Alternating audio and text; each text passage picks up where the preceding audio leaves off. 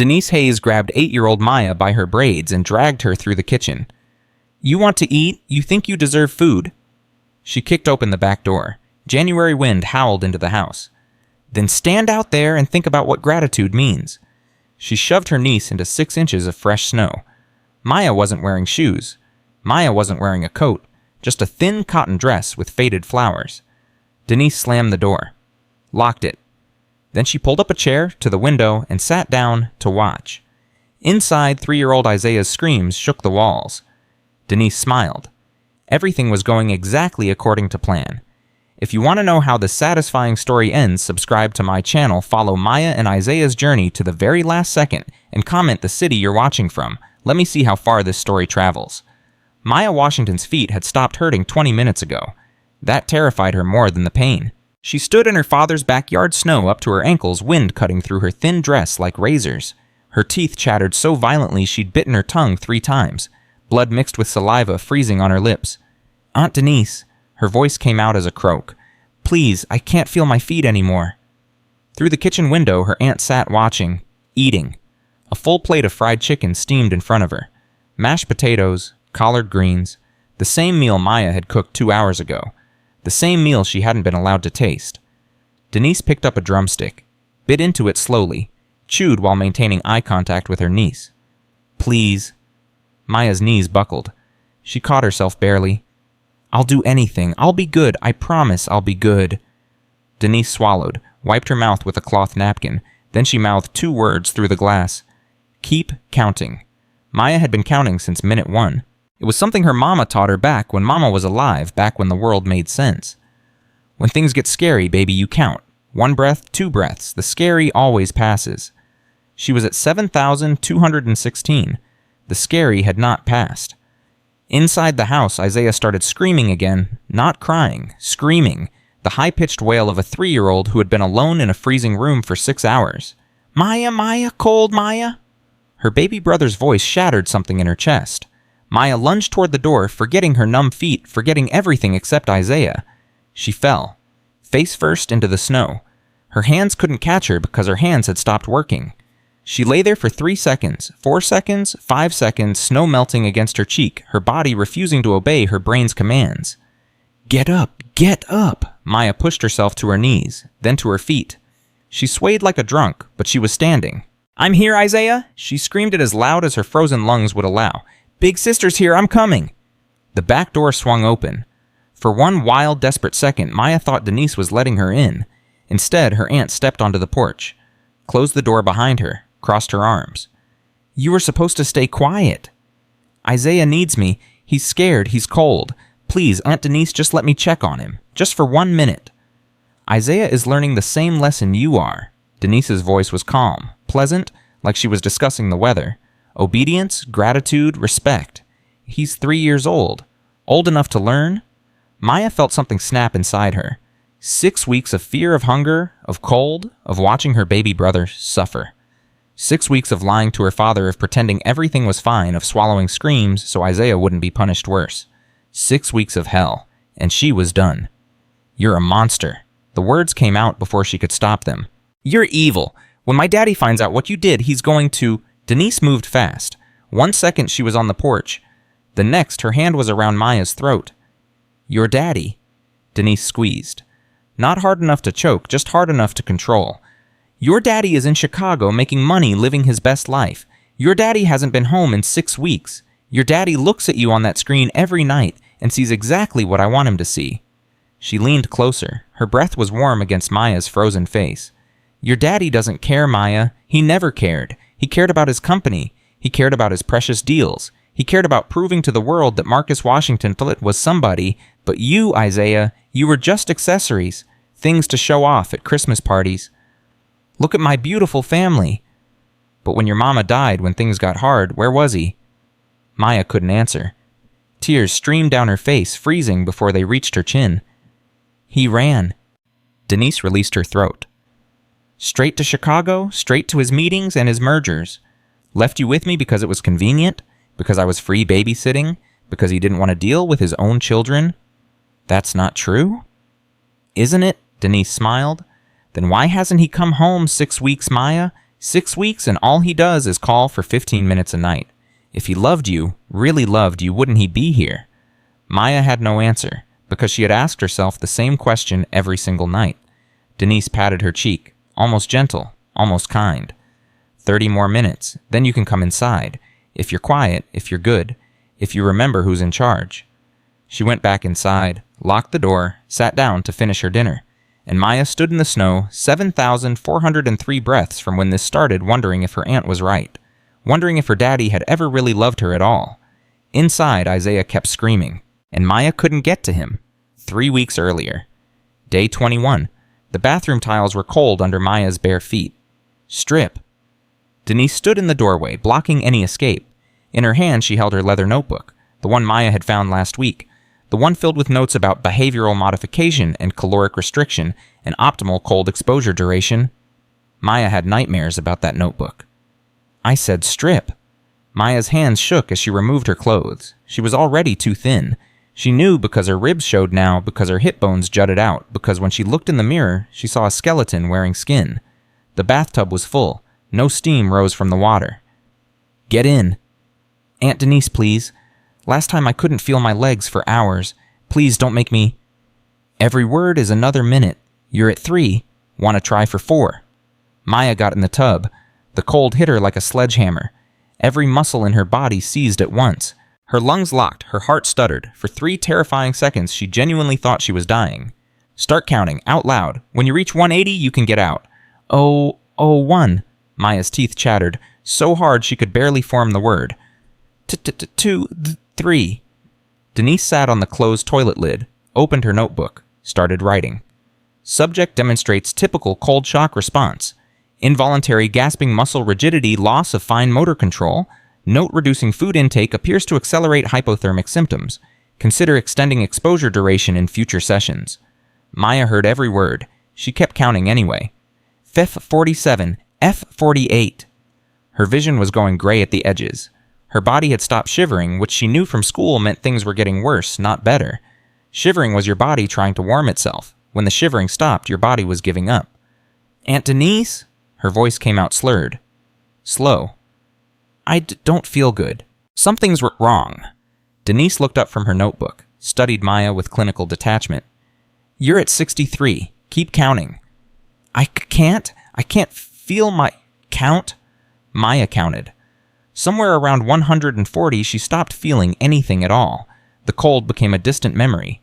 Her body became a foreign object. She floated somewhere above herself, watching a skinny black girl with braids sit in a bathtub full of ice water, lips, blue eyes glazed, counting numbers that had lost all meaning. 180. Good girl. Denise closed her notebook, stood up. Get yourself dried off. You have 10 minutes before dinner prep. She walked out. Maya tried to stand. Her legs collapsed. She hit the tile floor hard, too weak to catch herself, too cold to feel the impact. She lay there for 5 minutes, maybe longer, water pooling around her, her body slowly remembering how to be warm. When she finally made it to her feet, she looked in the mirror.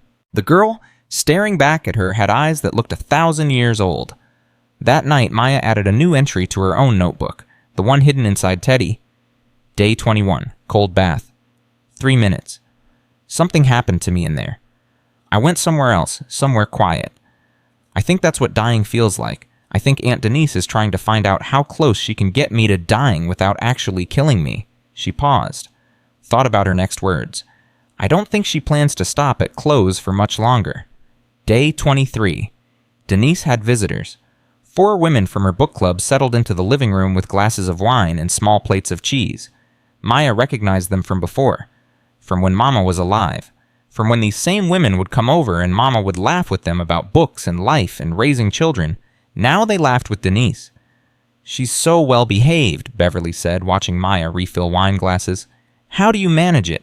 Structure. Denise smiled warmly. Children need clear expectations, consistent consequences, love of course, but firm love. I wish my grandkids were this polite. Patricia shook her head. All they do is stare at their phones. Maya, sweetheart, could you bring more crackers from the kitchen? Yes, ma'am. Maya walked to the kitchen on steady legs, keeping her face neutral, keeping her pain invisible. Her feet still ached from yesterday's 2 hours in the snow. Her fingers were still stiff from the frostbite that had started creeping up from her fingertips. But the guests couldn't know that. No one could know that. She grabbed the crackers, started back toward the living room, and then she heard it. Such a tragedy about Keisha. I still can't believe she's gone. Maya froze in the hallway, out of sight, listening. 18 months now. Denise's voice carried a perfect note of grief. Some days I still expect her to call. Were you two always close? A pause. Just a beat too long. We had our moments. Denise's tone shifted, something darker underneath. Keisha was always the golden child. Perfect grades, perfect husband, perfect life. I was the one who couldn't seem to get anything right. Oh, Denise, that's not true. It is, actually. A soft laugh. But I've made my peace with it. Keisha had her path, I have mine, and now I get to take care of her children, give them the structure she never could. She was a wonderful mother. She was permissive. The word came out sharp. Then Denise caught herself, softened. I mean, she loved them. Of course she did. But love without discipline creates entitled children. I'm just correcting the balance. Maya's hands trembled on the cracker box. Correcting the balance? That's what Denise called it. Starving them, freezing them, locking Isaiah in his room for hours, correcting the balance. She made herself move. Walk into the living room, set down the crackers, smile. Thank you, sweetheart. Denise's hand landed on Maya's shoulder, squeezed. To the guests, it looked affectionate.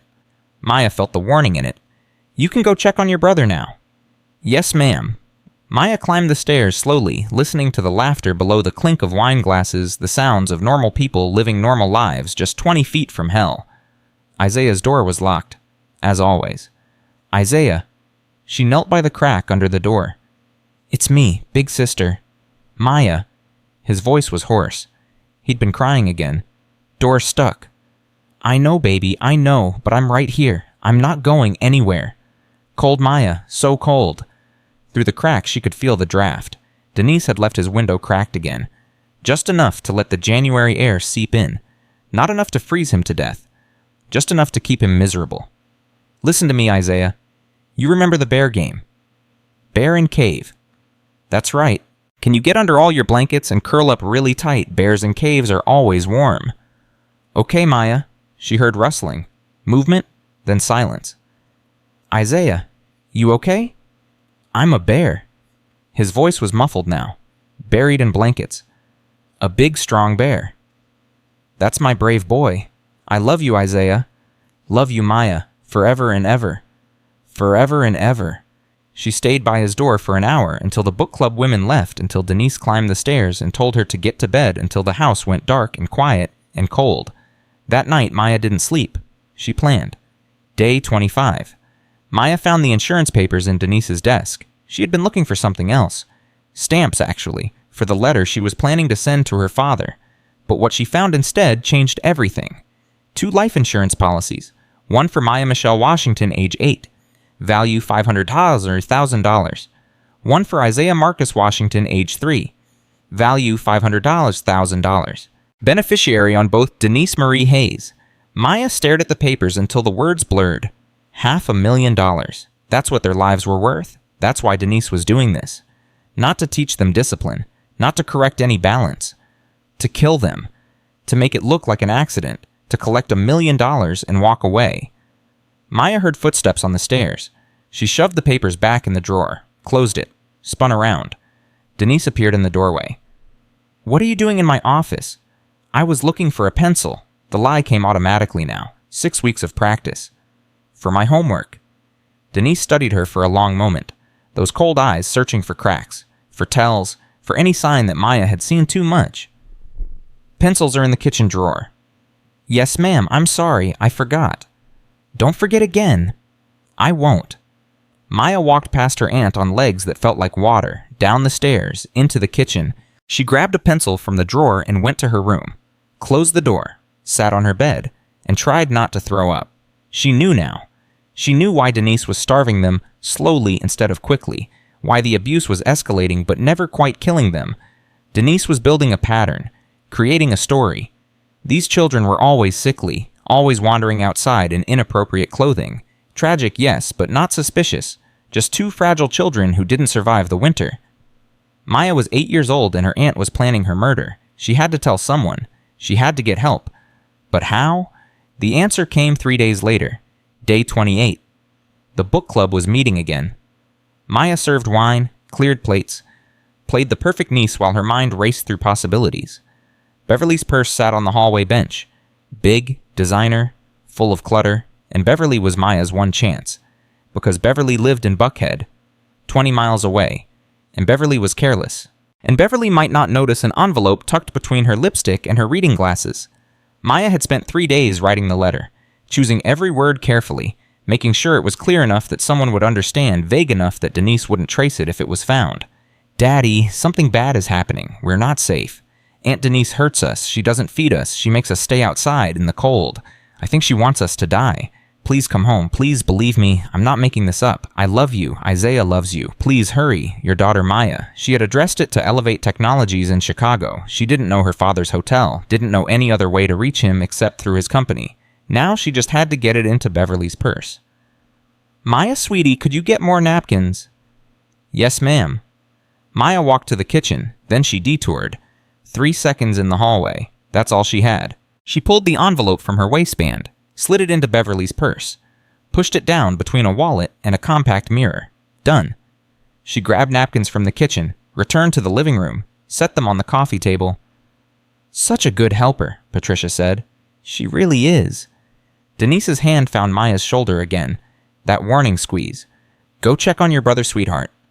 Maya went upstairs. She had done everything she could. Now she just had to pray that Beverly found the letter, that Beverly read it, that Beverly believed an 8-year-old girl she barely knew, that Beverly did something, anything to help. The odds were not good, but odds were all Maya had left. Day 30. Beverly found the letter. Beverly called Denise. I found the strangest thing in my purse. A letter from Maya to her father. Something about not being safe. I'm sure it's nothing, just a child's imagination, but I thought you should know. Maya was standing in the hallway when Denise took the call. She heard everything. Oh, Beverly, thank you for telling me. Denise's voice was honey-sweet. Maya's been having a hard time since her mother passed. Creating stories, seeking attention. Her therapist says it's normal, but I'll talk to her about it. I'm so sorry. I didn't mean to cause trouble. You didn't. You did the right thing. I'll handle it. The call ended. Denise turned. Her eyes found Maya in the hallway. Come here. Maya's legs moved on their own, carrying her toward her aunt like a condemned prisoner walking to the gallows. You tried to tell someone. The slap came fast and hard. Maya's head snapped to the side. She tasted blood. You tried to destroy everything I've built. Another slap. Stars exploded across her vision. After everything I've done for you. A third slap. Maya fell against the wall, slid down, crumpled on the floor. Denise crouched beside her, grabbed a handful of braids, pulled Maya's head back. Here's what's going to happen. You're going to write another letter to Beverly, apologizing for your story, explaining that you made it all up because you miss your father. You're going to be very convincing. And if I don't, Denise smiled, the scariest smile Maya had ever seen.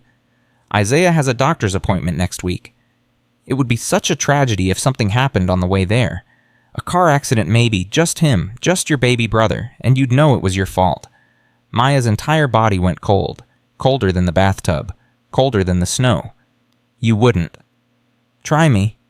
Maya wrote the letter. Day 32. Denise found the notebook. Maya came home from 3 hours outside to find her aunt sitting on her bed holding Teddy the seam ripped open, the pages of Maya's diary spread across the mattress. Day 1, Day 5, Day 14. Denise read aloud, her voice flat. Day 21. Cold bath today. Something happened to me in there. I went somewhere quiet. I think that's what dying feels like. She looked up.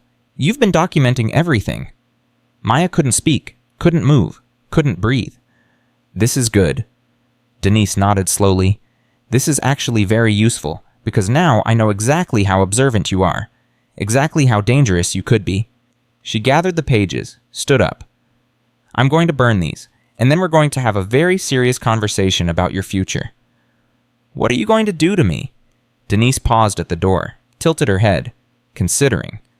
I haven't decided yet. The original timeline was 6 more weeks.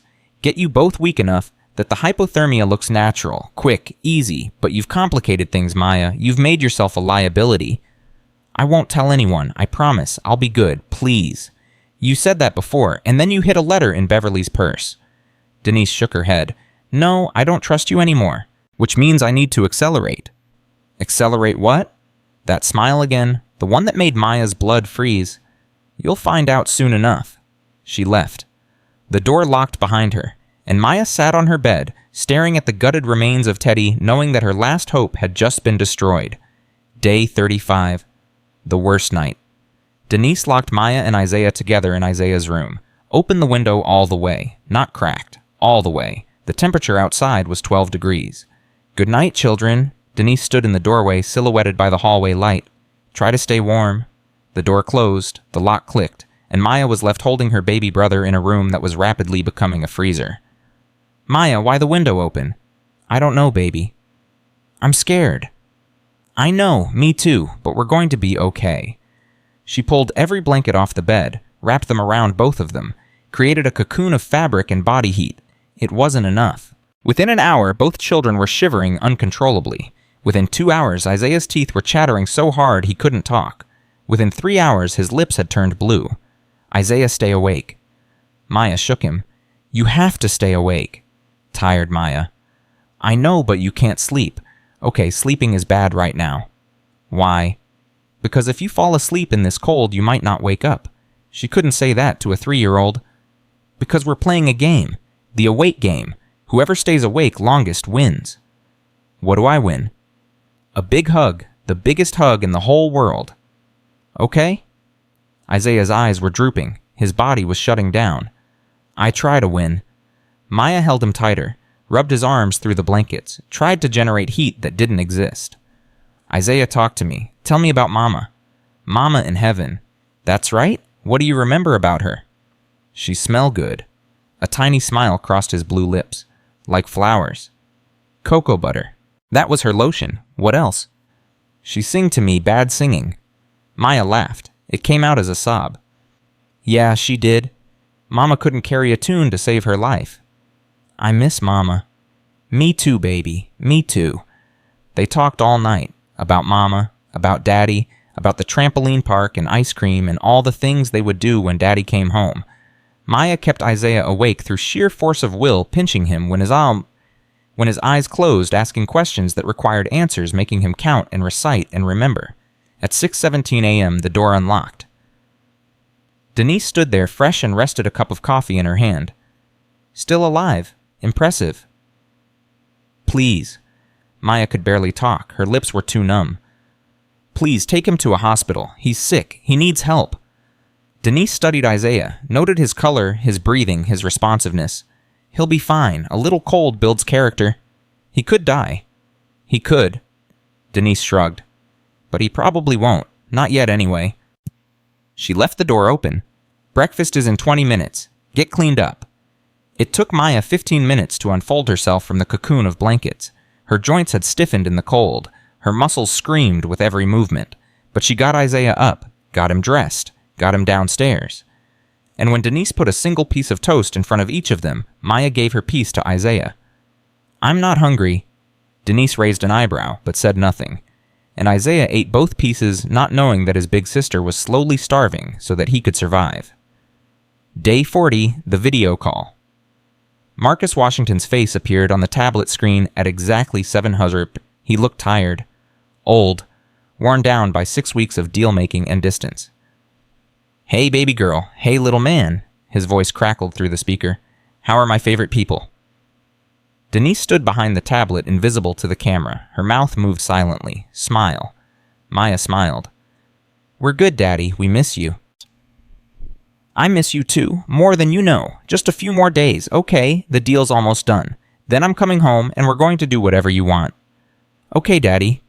Marcus leaned closer to the screen. His eyes narrowed. Maya, have you been eating enough? You look thin, sweetheart.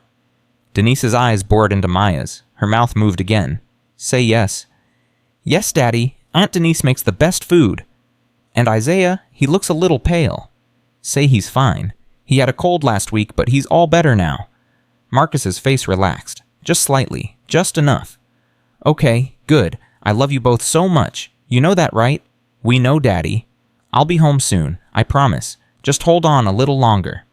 Hold on. If only he knew how literal those words had become. We will, Daddy. Let me talk to your Aunt Denise for a minute, okay? Denise moved into frame, transforming instantly into the warm, caring sister-in-law Marcus knew, smiling, laughing, assuring him that everything was perfect. They're doing great, Marcus. Don't worry about a thing. Focus on your deal. We're fine here. Thank you, Denise. I don't know what I'd do without you. Family takes care of family. The call ended. Denise's smile disappeared. You almost hesitated when he asked about food. I'm sorry, Sorry isn't good enough anymore. Denise grabbed Maya's chin, forced eye contact. I'm running out of patience with you, and when I run out of patience, accidents start happening. I'll do better, I promise. You better. Denise released her, because the next video call is in 3 days.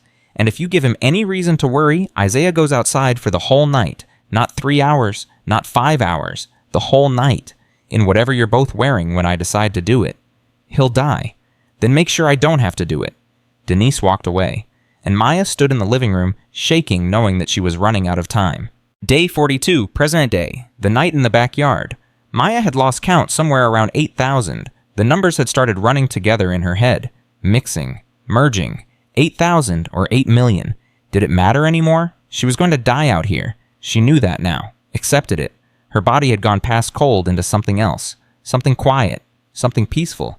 The snow didn't hurt anymore. The wind didn't bite. Everything had gone soft and warm and sleepy. Just close your eyes. Just for a minute. Just rest. No. Maya forced her eyes open. Isaiah was still inside, still crying, still needing her. She couldn't give up, couldn't let Denise win, couldn't leave her baby brother alone with a monster. She looked at her hands. Her fingers were purple now, not blue, purple, the color of bruises, the color of death. Mama, the word came out as a whisper.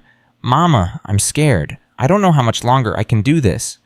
No answer, of course no answer. Mama was ash in an urn on Daddy's mantle. Mama couldn't help her anymore. No one could help her anymore. The back door opened. Denise stepped onto the porch. 30 more minutes. Please. Maya couldn't stand anymore. She was on her knees in the snow, hands buried in powder that didn't feel like anything. Please, I'll die. I'm going to die. You might. Denise sounded almost thoughtful. But probably not. The body is surprisingly resilient, and if you do die well, that just accelerates my timeline. Why? The question tore out of Maya's throat. 6 weeks of suffering. 6 weeks of silence, and she couldn't hold it back anymore. Why are you doing this? What did we ever do to you? Denise was quiet for a long moment. Then she laughed. You want to know why?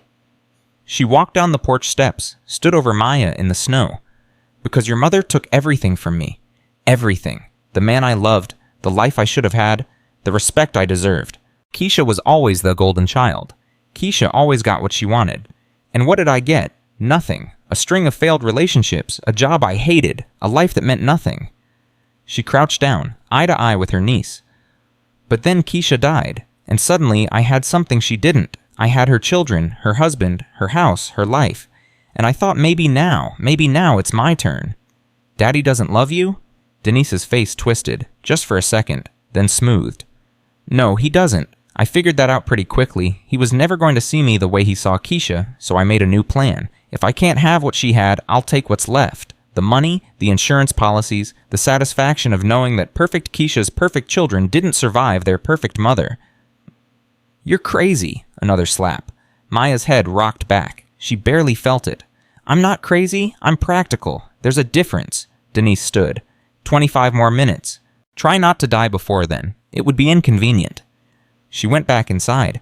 Maya knelt in the snow, bleeding from her lip, shaking from cold understanding finally completely exactly what kind of monster she was dealing with.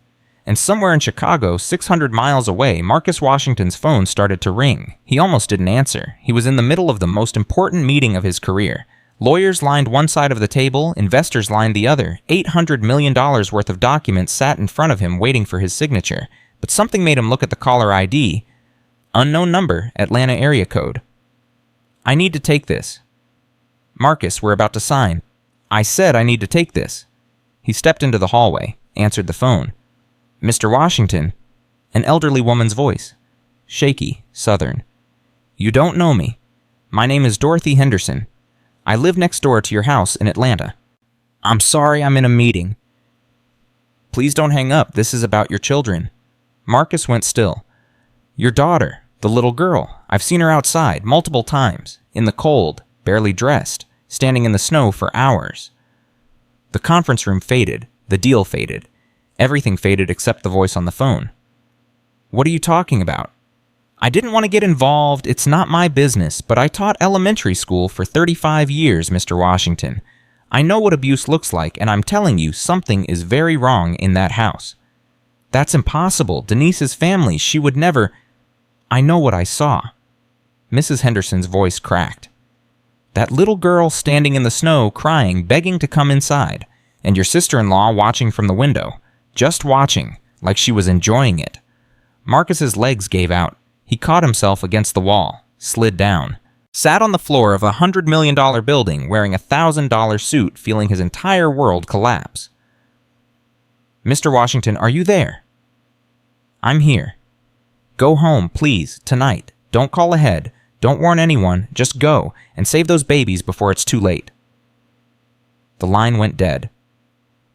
Marcus sat on the floor for 60 seconds, maybe longer. His hands shook. His heart hammered. His brain refused to process what he had just heard. Then he stood up, walked back into the conference room. I'm leaving. What? Every face in the room turned to him. Shock, confusion, anger. Marcus, we're about to close the biggest deal in company history. I don't care. What do you mean you don't care? This is $800 million. This is your legacy. This is everything you've worked for. Marcus looked at the documents, the signatures waiting to be signed, the future waiting to be claimed. Then he thought about Maya, thought about Isaiah, thought about Keisha dying alone in a hospital fire while he was in San Francisco closing a deal. Some things matter more than money. He walked out. He didn't look back. The flight from Chicago to Atlanta was 3 hours and 26 minutes. Marcus spent every second of it calling home. No answer, calling Denise's cell, voicemail, calling the house phone, disconnected. He sat in his seat vibrating with fear, replaying every video call of the past 6 weeks. Every smile from Maya, every wave from Isaiah, every "we're fine, Daddy" that now sounded like a hostage reading from a script. How had he missed it? How had he looked at his children every single night and not seen what was happening because he hadn't wanted to see, because seeing would have meant coming home, because coming home would have meant giving up the deal, and he had chosen the deal. Every single night. For 6 weeks he had chosen the deal. Keisha had been right about him. She'd told him once during a fight, during one of the rare times she got angry enough to say what she really thought, "You love your success more than you love your family. And one day, Marcus, that's going to cost you everything." He hadn't believed her. He believed her now. The plane landed at 11:47 p.m. Marcus didn't wait for baggage, didn't call for a car. He ran through the terminal, threw money at a taxi driver, screamed his address. Brookhaven, fast. I'll pay triple the fare. 30 minutes later, they pulled up to his house. Everything looked normal, lights off, cars in the driveway. The same house he had left 6 weeks ago, trusting that his children would be safe with family. Then he heard it, a sound that would stay with him until the day he died. His daughter's voice, screaming, "It's so cold, please, Aunt Denise, it's so cold." Coming from the backyard, Marcus ran, around the house, through the gate, into the backyard. And there she was, Maya, his baby girl, kneeling in 6 inches of snow, wearing nothing but a thin cotton dress. Lips blue, fingers purple, body shaking so violently it looked like she was having a seizure. Dying. His daughter was dying. Maya. He ran to her, dropped to his knees, pulled her into his arms. She weighed nothing. Literally nothing. Like holding a bundle of sticks wrapped in fabric. He could feel her ribs through the thin dress, feel her spine, feel every bone in her small, fragile body. "Daddy?" Her voice was barely a whisper. Her eyes couldn't focus. "Daddy, you came." "I'm here, baby. I'm here. I'm so sorry. I'm so sorry." "Isaiah." She grabbed his arm with fingers that felt like ice. "Isaiah's inside. His room, window open. Please." Marcus lifted her, carried her toward the house. The back door opened. Denise stood there, For one split second before she saw Marcus, her face held an expression of pure satisfaction, clinical interest, like a scientist watching the final stages of an experiment. Then she saw him, and the mask slammed into place. "Marcus, thank goodness you're home. I was just about to bring her in. She ran outside without proper clothes, and I've been trying to get her to come back in, but you know how stubborn she can be." "Don't," Marcus's voice came out like a blade. "Don't say another word." He pushed past her, into the house, up the stairs. Isaiah's door was locked. He kicked it once, twice. The lock splintered. The cold hit him like a physical wall. Isaiah's window was wide open. Snow had blown onto the floor, onto the bed, onto his 3-year-old son, who sat huddled against the headboard wearing nothing but a diaper-skinned blue eyes glazed too cold to even cry anymore. "Isaiah!" Marcus grabbed him, held both his children, slammed the window shut with one hand. They clung to him, both of them, shaking, sobbing, their small bodies vibrating with fear and relief, and 6 weeks of suffering that he should have prevented, that he could have prevented. If he had just come home. "Daddy," Maya's voice was broken. "She hurt us. Every day, she hurt us." "I know, baby. I know. I'm so sorry. I'm so sorry." He carried them downstairs, past Denise, who stood frozen in the hallway, past the living room where his wife used to laugh with her book club, past the kitchen where his children should have been eating dinner instead of starving, out the front door, into his car. He drove to the hospital with both children in his lap, one arm around each of them, breaking every traffic law in the city, not caring, not stopping, not looking back. In the rearview mirror, he saw Denise standing on the front porch. She was smiling. And he knew with a certainty that settled into his bones like ice that this wasn't over. It was just beginning. The emergency room doors burst open at 12:23 a.m. Marcus ran through them carrying both children, one in each arm, screaming for help before he even cleared the threshold. "Somebody help me. My children are hypothermic. They're dying." Nurses came running. A doctor appeared from nowhere. Hands reached for Maya and Isaiah, trying to take them from Marcus's arms. "Sir, we need to examine them. You have to let go." "Don't separate them." Maya's frozen fingers dug into Marcus's collar. "Please, Daddy, don't let them separate us." "I won't, baby, I promise, but you have to let the doctors help you." "Stay with me." "I'm not going anywhere. Never again." They put both children on gurneys, side by side. Maya reached across the gap and grabbed Isaiah's hand. Her brother was barely conscious, his small body limp, his breathing shallow. "Isaiah, wake up." Maya's voice cracked. "Wake up. We're safe now. Daddy's here. We're safe." Isaiah's eyes fluttered, opened halfway, found his sister's face. "Maya, cold." "I know, baby. But the doctors are going to make us warm. It's going to be okay." Dr. Angela Foster took charge within 90 seconds. 52 years old, 28 years in pediatric emergency medicine. She had seen child abuse before. Broken bones, cigarette burns, bruises in the shape of adult hands. But this was something else entirely. "Get me warming blankets, heated IV fluids, and a full trauma workup on both children." She barked orders while her hands moved over Maya's body, checking vitals, assessing damage. "And somebody call the police. Now!" Marcus stood against the wall, watching helpless as medical staff swarmed his children. His legs felt like water. His chest felt like someone had reached inside and squeezed his heart until it stopped beating. "Mr. Washington, Tariq." Dr. Foster was in front of him. He hadn't seen her approach.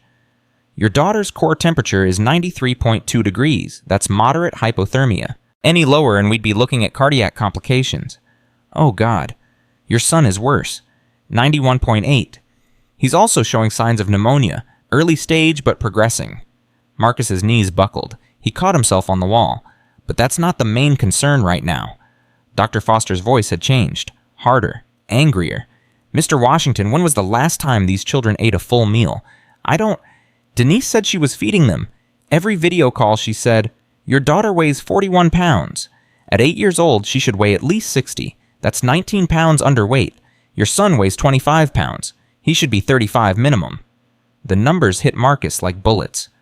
They've lost roughly a third of their body weight in 6 weeks. That doesn't happen from skipping a few meals. That happens from systematic starvation. "No." Marcus shook his head. "No, that's not possible. I talked to them every night. They looked fine. They said they were fine." Children lie to protect themselves, or to protect people they love. Dr. Foster stepped closer. "Mr. Washington, I've been doing this job for almost 3 decades. I know what malnutrition looks like. I know what hypothermia looks like. And I know what abuse looks like." She paused. Let the word hang in the air. "Your children have been tortured. Deliberately. Systematically. Over an extended period of time. And I need to know who did this to them." "My sister-in-law, Denise Hayes." The name tasted like poison in his mouth. "She was supposed to be taking care of them while I was in Chicago. Where is she now?" "At my house. I left her there. I just needed to get them out. I couldn't think about anything except getting them here." Dr. Foster pulled out her phone. Dialed. Waited. "This is Dr. Angela Foster at Grady Memorial. I need police at the following address immediately. Suspected child abuse. Perpetrator may still be on scene." Shit. She gave Marcus's address. Hung up. "They're sending units now. In the meantime, I need to do a full examination. Document everything. Take photographs." Photographs. "Evidence, Mr. Washington. For the prosecution." Marcus looked at his children. Maya was holding Isaiah's hand so tight her knuckles had gone white. Her eyes were closed, her lips still tinged blue, but she was alive. They were both alive. "Whatever you need to do," he said. "Whatever it takes to put Denise in prison forever, do it." The examination took 2 hours. Dr. Foster documented everything.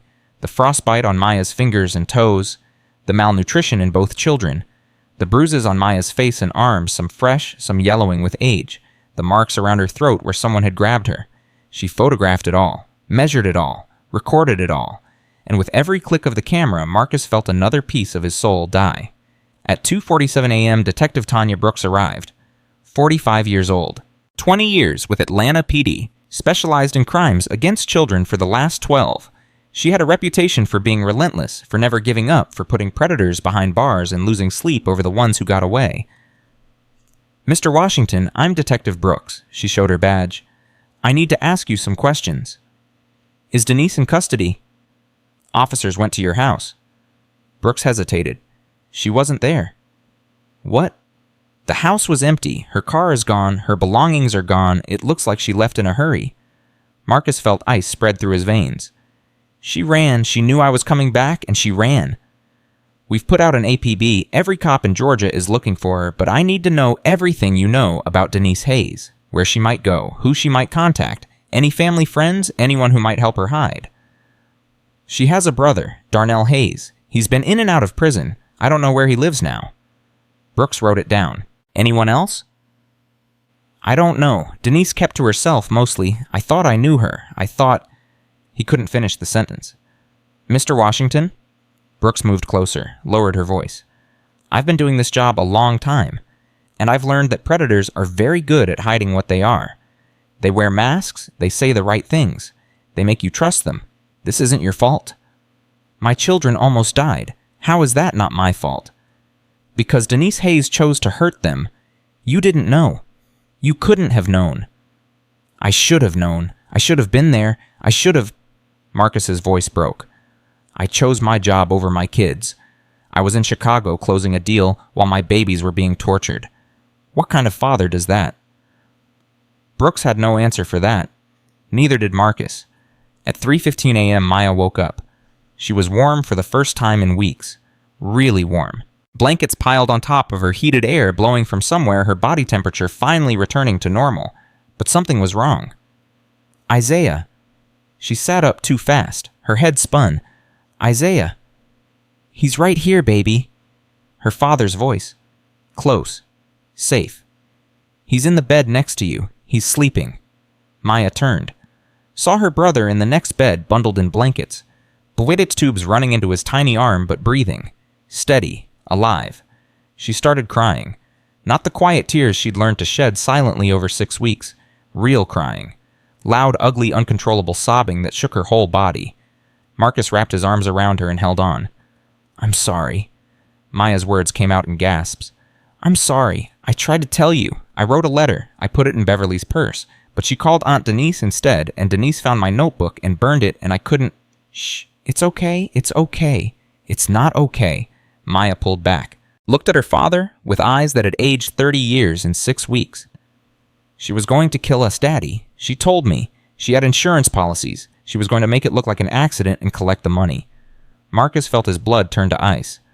What did you just say? Insurance policies. $500,000 each. She showed me the papers. She said we were worth more dead than alive. Marcus looked at Detective Brooks, who had been standing quietly by the door. Did you hear that? I heard it. Brooks was already on her phone. I need a warrant for Denise Hayes' financial records, all accounts, all policies, everything, and I need forensics at the Washington residence. Look for insurance documents, hidden papers, anything related to life insurance policies on minor children. She hung up, looked at Maya. Sweetheart, I know you've been through a lot, but I need you to tell me everything from the beginning. Can you do that? Maya looked at her father. Marcus nodded. I'm right here. I'm not going anywhere. Okay? Maya took a shaky breath. It started the first day. After Daddy left for Chicago, Aunt Denise changed, like she took off a mask and there was someone else underneath.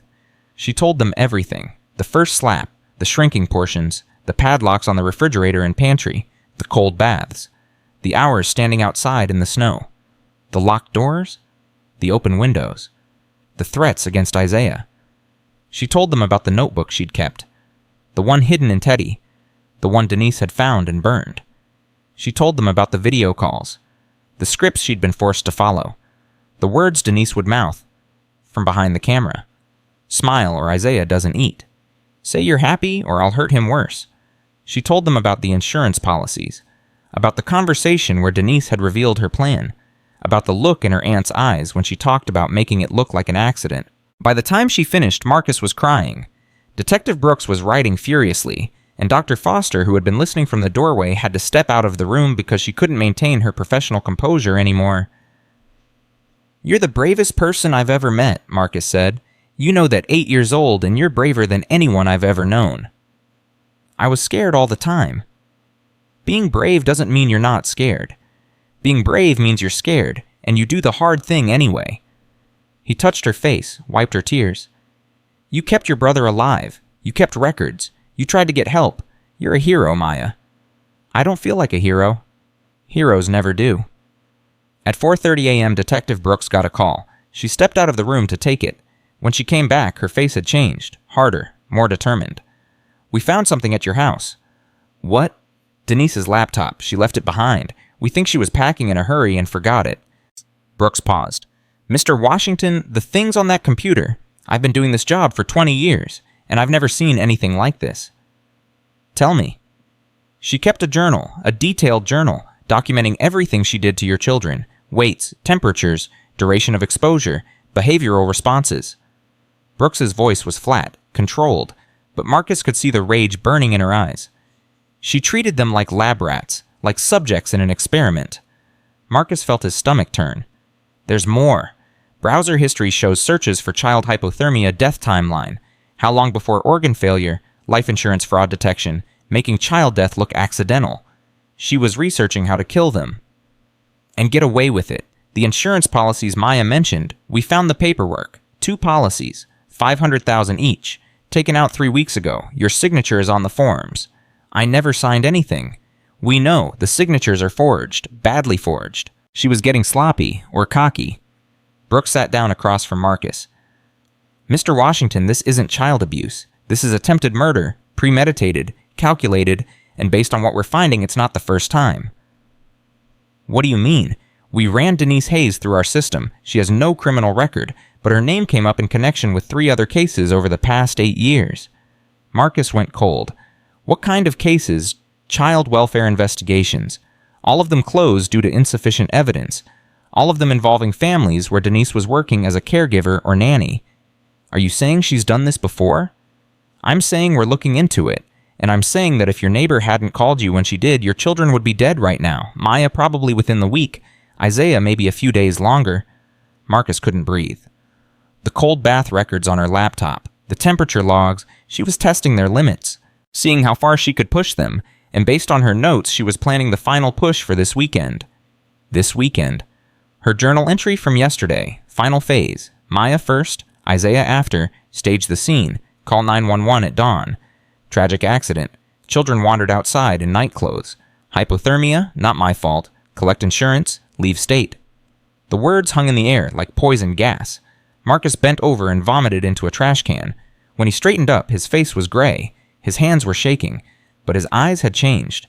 The guilt was still there, would always be there, but now it was buried under something else. Rage. Cold, controlled, lethal rage. "Find her," he said. "Find her, and I want to be there when you arrest her. I want to see her face when she realizes she's going to spend the rest of her life in prison." "Mr. Washington." "She tried to murder my children, for money. She tortured them for 6 weeks and documented it like a science project and planned to kill them this weekend and collect $1 million. His voice rose with each word. "I want to see her in handcuffs. I want to watch her go to prison, and I want her to know that she failed, that my children are alive, that she didn't win." Brooks nodded slowly. "We'll find her. I promise you that." At 6:15 a.m., they found Denise's car, abandoned at a gas station 15 miles south of Atlanta, engine still warm, driver's door hanging open, no sign of Denise. But they found something else. A second vehicle had been there. Security camera footage showed a dark pickup truck pulling up beside Denise's car, a man getting out, helping Denise transfer bags to his vehicle, then both of them driving away heading south toward the Florida state line. The man was identified within the hour. Darnell Hayes, Denise's brother. 2 prior convictions for assault, 1 for armed robbery, currently on parole. "They're running together," Brooks told Marcus. "We've alerted Florida Highway Patrol, Alabama too. Every state between here and Mexico knows to look for that truck." "She's going to get away." "No, she's not. We've got her laptop. We've got her journal. We've got your daughter's testimony. Even if we never find Denise Hayes, her life is over. She can never come back to this country. She can never use her real name again. She'll spend the rest of her life looking over her shoulder, waiting for the knock on the door. That's not enough. It's a start." Maya woke again at 7:30 a.m. This time Isaiah was awake too. "Daddy?" Both children spoke at once, both reaching for their father, both needing to know he was really there, that this wasn't a dream, that they weren't going to wake up, back in that frozen house with their aunt's footsteps on the stairs. Marcus climbed into Maya's bed, pulled Isaiah from his own bed, and held him too. 3 of them tangled together, arms wrapped around each other, holding on like survivors of a shipwreck. "Is she gone?" Isaiah asked. His voice was hoarse, damaged from all the screaming. "Yes, baby, she's gone." "She coming back?" Marcus looked at his son, 3 years old, just beginning to understand the world, and his understanding of the world now included a monster in the shape of his aunt. "No, she's never coming back, I promise." "You promise forever." "I promise forever?" Isaiah nodded, buried his face in his father's chest. Within minutes, he was asleep again, but Maya stayed awake. "Daddy?" "Yeah, baby." "Why didn't you come home sooner?" The question hit Marcus like a bullet to the chest. "I didn't know. I swear to you, Maya, I didn't know what was happening. I tried to tell you, every video call. I tried to use my eyes. I tried to send signals, but you didn't see. I know, and I'm so sorry. I was so focused on my work, on the deal, on being successful. I thought providing for you was the same as being there for you. I was wrong." "Mama would have known?" "Yes, she would have. She would have seen through Aunt Denise in 5 seconds. Probably less." Maya was quiet for a long moment. "Do you think she can see us, Mama? Do you think she knows we're okay?" Marcus thought about Keisha, about the fire that took her, about the guilt he'd carried for 18 months because he'd been in San Francisco closing a deal while his wife died alone, and now he'd almost repeated the same mistake with his children. "I think she can see us," he said, "and I think she's proud of you. So proud, Maya. You kept your brother alive. You kept fighting. You never gave up." "I wanted to, some nights. I wanted to just close my eyes and let go." "But you didn't." "Because of Isaiah. He needed me." Marcus held her tighter. "And now I need you. Both of you. I need you to help me be a better father. I need you to tell me when I'm messing up. I need you to remind me that nothing matters more than being here. Can you do that?" "Yeah, Daddy, I can do that." "Good, because I'm not going back to Chicago. I'm not going back to the office. I'm done choosing work over my family. From now on, you and Isaiah are my job, my only job. What about your company? It can survive without me. You can't." At 9:00 a.m., the FBI got involved. Child abuse across state lines. Interstate flight to avoid prosecution, insurance fraud. The case had ballooned beyond Atlanta PD's jurisdiction. Special Agent David Park took over the manhunt, 43 years old, former Marine, 12 years with the Bureau specializing in crimes against children. He met with Marcus in the hospital waiting room. Mr. Washington, we've tracked the truck to a motel in Valdosta, about 2 hours south of here. Local police have the place surrounded, but we're handling the arrest ourselves. When? We're moving in now. Should have her in custody within the hour. Marcus wanted to be there. Wanted to see Denise's face when they put the handcuffs on, but he couldn't leave his children. Not now. Not ever again. I want to know the second you have her.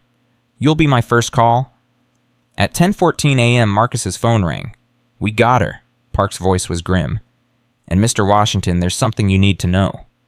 What? When we breached the motel room, Denise was on her laptop. She was in the process of booking 2 plane tickets to Brazil, one for her, one for her brother. She was going to flee the country.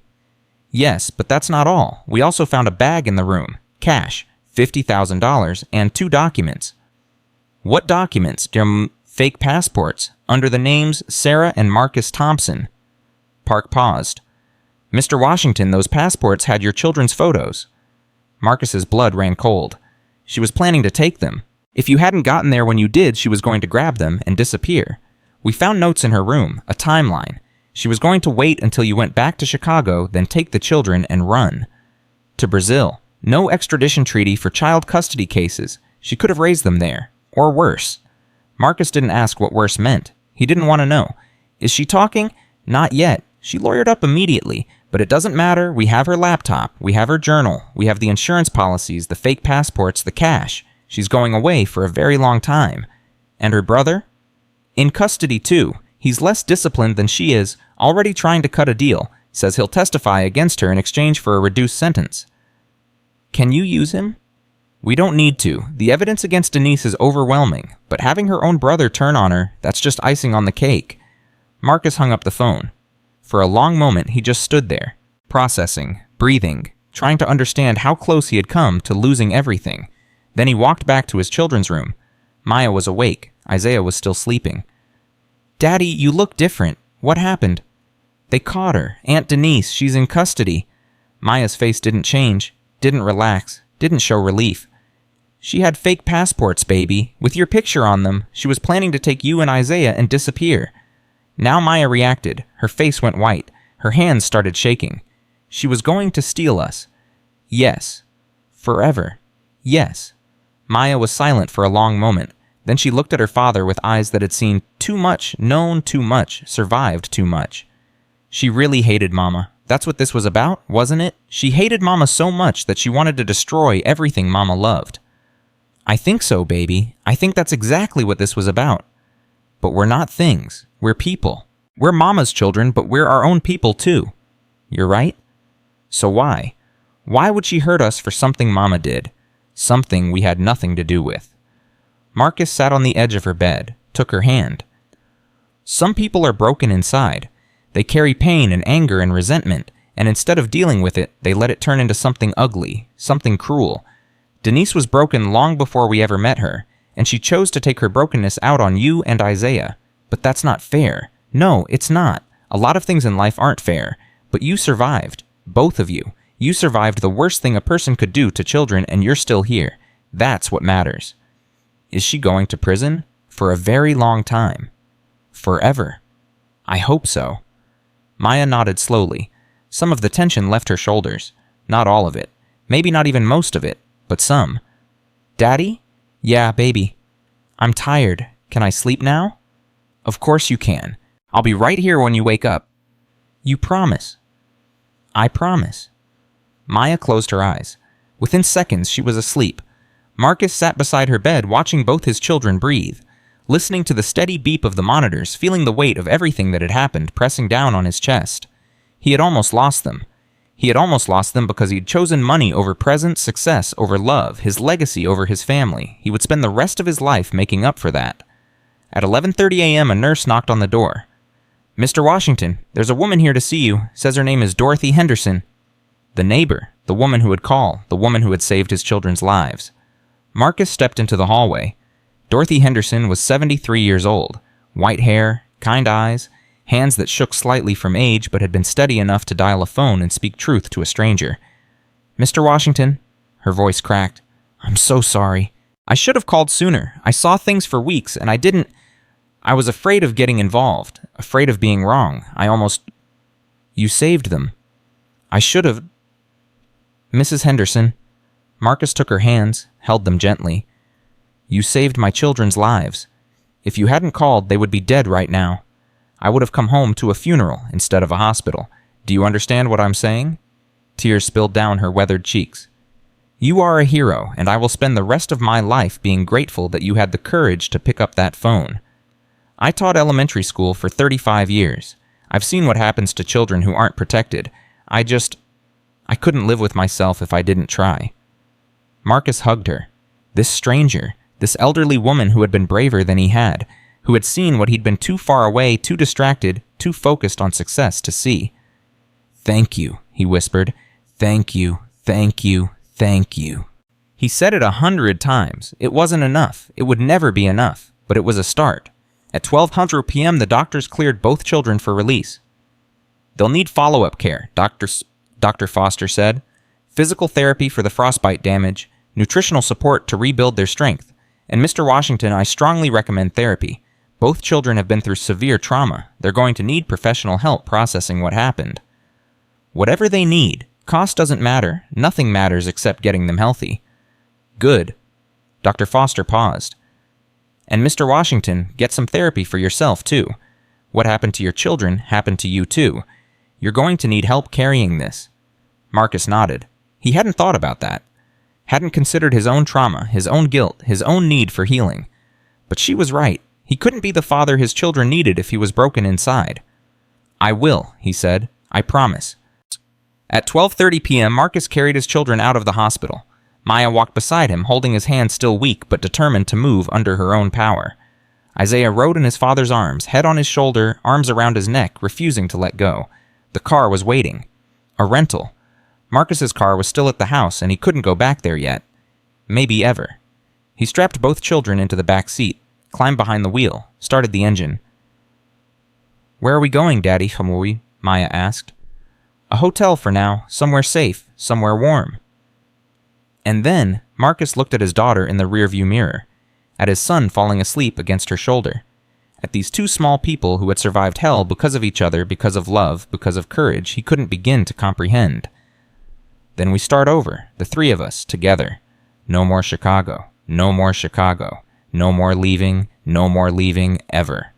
Maya nodded. Something shifted in her face. Not quite a smile, but something close. Okay, Daddy.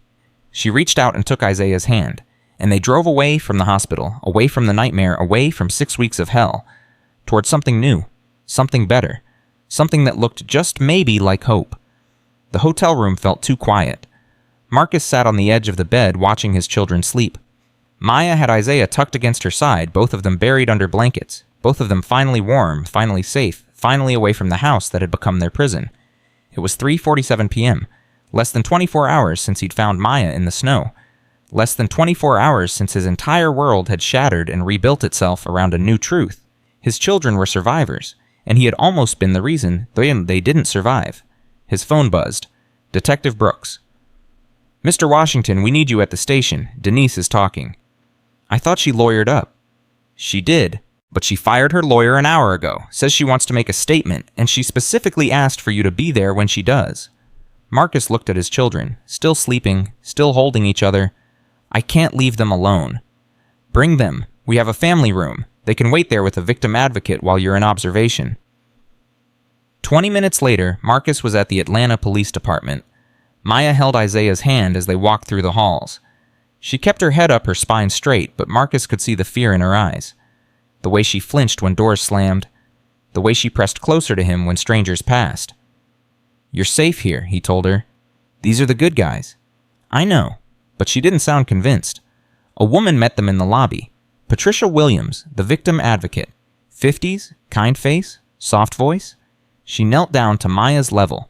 Hi, sweetheart. I'm Patricia. I'm going to stay with you and Isaiah while your daddy talks to the police. Is that okay? Maya looked at Marcus. You're coming back.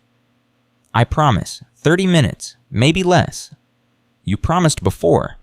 The words hit him like a knife. I know, and I broke that promise, but I'm different now, Maya. I swear to you, I'm different. Maya studied his face for a long moment, then she nodded. Okay, Daddy, 30 minutes. 30 minutes. He kissed her forehead, kissed Isaiah's. Then he followed Detective Brooks down a long hallway to the observation room. Denise sat on the other side of the glass. She looked different. Smaller somehow. The confident woman who had smiled while Maya froze was gone. In her place sat someone who looked almost fragile, almost human, but Marcus knew better. She's been waiting for you, Brooks said. Refused to start until you were watching. Why? I don't know, but I'm about to find out. Brooks entered the interrogation room, sat across from Denise, pressed record on the device between them. Ms. Hayes, you've waived your right to an attorney, is that correct? That's correct. And you understand that anything you say can and will be used against you in a court of law. I understand. Then let's begin. Why did you ask for Mr. Washington to be present? Denise smiled. That same cold smile Marcus had seen through the kitchen window while his daughter froze. Because I want him to hear the truth, the real truth, not the sanitized version his precious children will tell on the witness stand. What truth is that? The truth about his wife. Denise leaned forward. The truth about St. Keisha, the woman everyone loved, the woman everyone mourned, the woman who destroyed my life and got away with it. Marcus felt his hands curl into fists. Ms. Hayes, this interview is about the abuse of Maya and Isaiah Washington, not about your sister. It's all connected, Detective. You want to understand why I did what I did, you need to understand Keisha. Brooks glanced at the mirror, at Marcus watching from the other side. Then she nodded. Go ahead. Denise settled back in her chair. Something changed in her face. The mask slipping away to reveal something older, darker, more damaged underneath. Keisha and I grew up in Savannah. Our mother was a drunk. Our father was gone before I was born. Keisha was the golden child. Pretty, smart, charming. Everyone loved Keisha. Teachers, neighbors, church ladies, everyone. She paused. Her voice had taken on a different quality, almost dreamlike. And me, I was the other one, the difficult one, the one who couldn't quite measure up. When Keisha brought home straight A's, I brought home C's. When Keisha won the beauty pageant, I didn't even make the first cut. When Keisha got a scholarship to Spelman, I barely graduated high school. That must have been difficult, Brooks said. Neutral, professional. Difficult? Denise laughed. That's one word for it. Another word is devastating. Watching your sister get everything while you get nothing. Watching doors open for her that slam shut in your face. Watching the whole world love her while they barely notice you exist. So this is about jealousy. It's about justice. Denise's voice hardened. Keisha took something from me, something I can never get back, and now I've taken something from her. What did she take?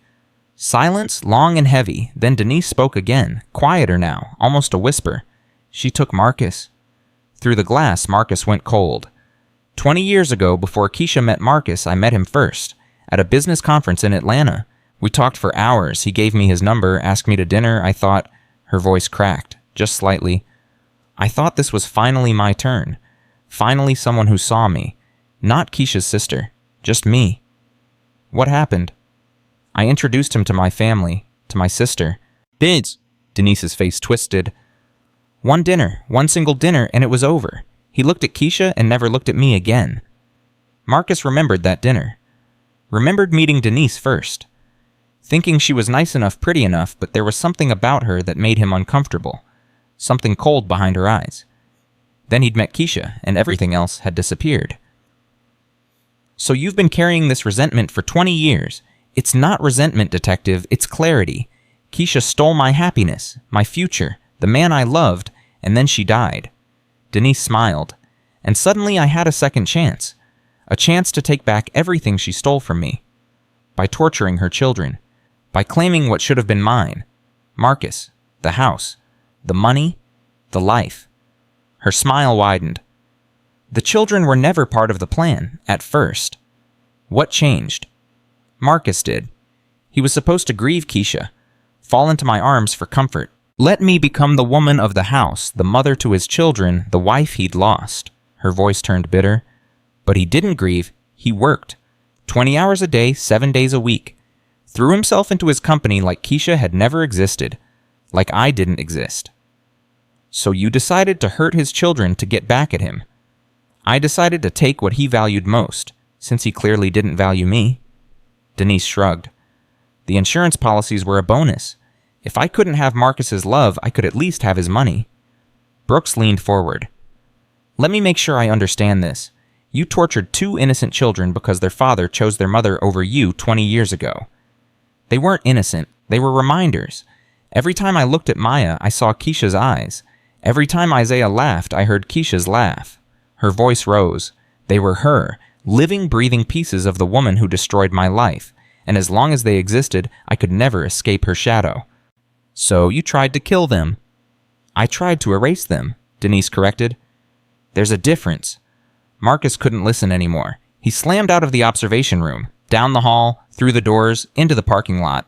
He made it to a trash can before he vomited. 20 years. For 20 years, Denise had been carrying this poison inside her, smiling at family dinners, hugging his children, playing the devoted aunt, and underneath this seething hatred, this twisted obsession, this plan to destroy everything he loved because he had chosen wrong at a dinner 2 decades ago. He thought about Keisha, about the warning she had tried to give him before she died, the letter he found tucked in her Bible months after the funeral. Marcus, please be careful with Denise. There's something wrong with her, something broken. I've tried to help her, tried to love her, but she looks at our children with something that scares me. Please keep them safe. He had read that letter, had dismissed it as Keisha being overprotective, had continued to invite Denise to holidays, to birthdays, to their home, and then Keisha died, and he'd invited the monster to live with his children. Mr. Washington, Tom Brooks had followed him outside. I can't process this. Marcus's voice was shattered. 20 years. She hated us for 20 years, and I never saw it. Predators are good at hiding. That's what makes them predators. My wife warned me. Keisha warned me, and I didn't listen. I thought she was being paranoid, overprotective. I thought... He couldn't finish. What matters now is that your children are safe, and Denise Hayes is going to spend the rest of her life in prison. Brooks paused. She gave us everything, Mayor Washington. Names, dates, details. She thinks she's telling her side of the story. What she's actually doing is handing us the nails for her coffin. She'll go to trial. Yes, and with her confession, it won't take long. The DA is charging her with 2 counts of attempted murder, 2 counts of aggravated child abuse, insurance fraud, forgery, and kidnapping conspiracy. Brooks met his eyes. She's looking at life without parole, multiple times over. It should have felt like victory. It felt like ashes. Marcus went back inside, collected his children, drove them back to the hotel. And that night when Maya asked why his eyes were red, he told her the truth. Aunt Denise said some things today, about Mama, about me, about why she did what she did. Why did she do it, Daddy? Marcus looked at his daughter, 8 years old, survivor of hell, asking the question that had no good answer. She was broken inside, baby. She had been broken for a very long time, and instead of getting help, she let her brokenness turn into something ugly. Did we do something wrong? No. Marcus pulled her into his arms. No, baby, you did nothing wrong. This was never about you. It was about Aunt Denise and her pain and her choices. None of it was your fault. Then why did she hurt us? Because hurt people sometimes hurt other people. Instead of dealing with their own pain, they spread it around. They make others suffer the way they've suffered. He held her tighter. But that's not an excuse. It's just an explanation. What she did was evil. And she's going to pay for it. Maya was quiet for a long moment. Then she said something that broke Marcus's heart all over again. I feel sorry for her. What? She must have been so lonely, so sad, to carry all that hate for so long. Maya looked up at her father. I'm glad I'm not like that. I'm glad I have you and Isaiah. I'm glad I know how to love people instead of hate them. Marcus stared at his daughter, 8 years old, tortured for 6 weeks, nearly murdered for insurance money, and her response was compassion. How are you so wise? He whispered. Mama taught me. Maya smiled, just a little. She said the best revenge against people who hurt you is to keep loving anyway, to not let them turn your heart cold. Marcus thought about Keisha, about her warmth, her kindness, her ability to find good in everyone, even people who didn't deserve it. She was still here, in their daughter, in the lessons she had taught, in the love she had planted in Maya's heart before she died. Your mama was the smartest person I ever knew, Marcus said. I know, Maya yawned. Daddy, yeah, baby. I'm tired. Can we sleep now?" "Of course." He tucked her in beside Isaiah, pulled the blankets up, turned off the lights, and for the first time in 6 weeks, both children slept peacefully through the night. 3 weeks later, the trial began. The courthouse was packed. National media had picked up the story. Child abuse, wealthy CEO, systematic torture, all the elements that drove ratings and sparked outrage. Marcus kept Maya and Isaiah away from the cameras, kept them in a private room with Patricia and Dr. Foster, who had volunteered to provide support during the proceedings. He sat in the front row of the courtroom, watched as Denise was led in wearing an orange jumpsuit and shackles, watched as she scanned the gallery until she found him. She smiled, that same cold smile, and Marcus felt nothing but ice. The prosecutor was a woman named Angela Thornton, 55, former child advocate, known for destroying defendants in cross-examination. "Your Honor, the state calls Maya Washington to the stand." Marcus's heart stopped. They had prepared for this. Maya had practiced with the prosecutor with her therapist with Patricia. She knew what questions would be asked. She knew how to answer, but knowing and doing were different things. Maya walked into the courtroom with her head held high. She looked older than 8. Carried herself like someone who had seen things that aged her beyond her years. She climbed into the witness chair, looked at the judge. "Do you understand that you need to tell the truth?" the judge asked. "Yes, sir." "And do you promise to tell the truth?" "I always tell the truth, even when it's hard." The courtroom murmured. The judge nodded. "Proceed." Thornton approached the stand gently. "Maya, can you tell the court about the first time Aunt Denise hurt you?" Maya's eyes found her father in the gallery. He nodded. "I'm here. You can do this." "It was the day after Daddy left for Chicago," Maya began. "I spilled juice at breakfast. Aunt Denise slapped me so hard I fell down. Then she told me if I cried, she would hit me again." "What happened next?" "She stopped feeding us regular meals. At first it was just smaller portions. Then it was once a day. Then some days we didn't eat at all." "How did that make you feel?" "Hungry, tired, scared." Maya's voice stayed steady. "My stomach hurt all the time. Isaiah cried because he was so hungry. I would give him my food when I could." "Did Aunt Denise know you were doing that?" "Yes, she said it proved I was too soft, that I needed to learn to think about myself first. Then she made me stand outside in the snow for 3 hours as punishment." The courtroom gasped. "How cold was it outside? I don't know the exact temperature, but there was snow on the ground, and I was barefoot. I couldn't feel my toes after the first hour." "And what were you wearing?" "A cotton dress, no coat, no shoes, no gloves." "Did you ask to come inside?" "Yes, many times. Aunt Denise watched me through the window. She was eating dinner while I stood there." Thornton paused. Let the image sink in. "Maya, did you try to tell anyone what was happening?" "I tried to tell Daddy during our video calls, but Aunt Denise would stand behind the camera and mouth threats. She said if I told the truth, she would hurt Isaiah worse. She said she would make him sleep outside all night. She said she would make him disappear." "So you lied to protect your brother?" "Yes." Maya's voice cracked for the first time. "I hated lying to Daddy. Every night I wanted to scream the truth, but Isaiah was so little. He needed me. I couldn't let her hurt him more than she already was." "Did you try any other way to get help?" "I kept a notebook. I wrote down everything that happened every day. I hid it inside my teddy bear, but Aunt Denise found it and burned it." "Anything else?"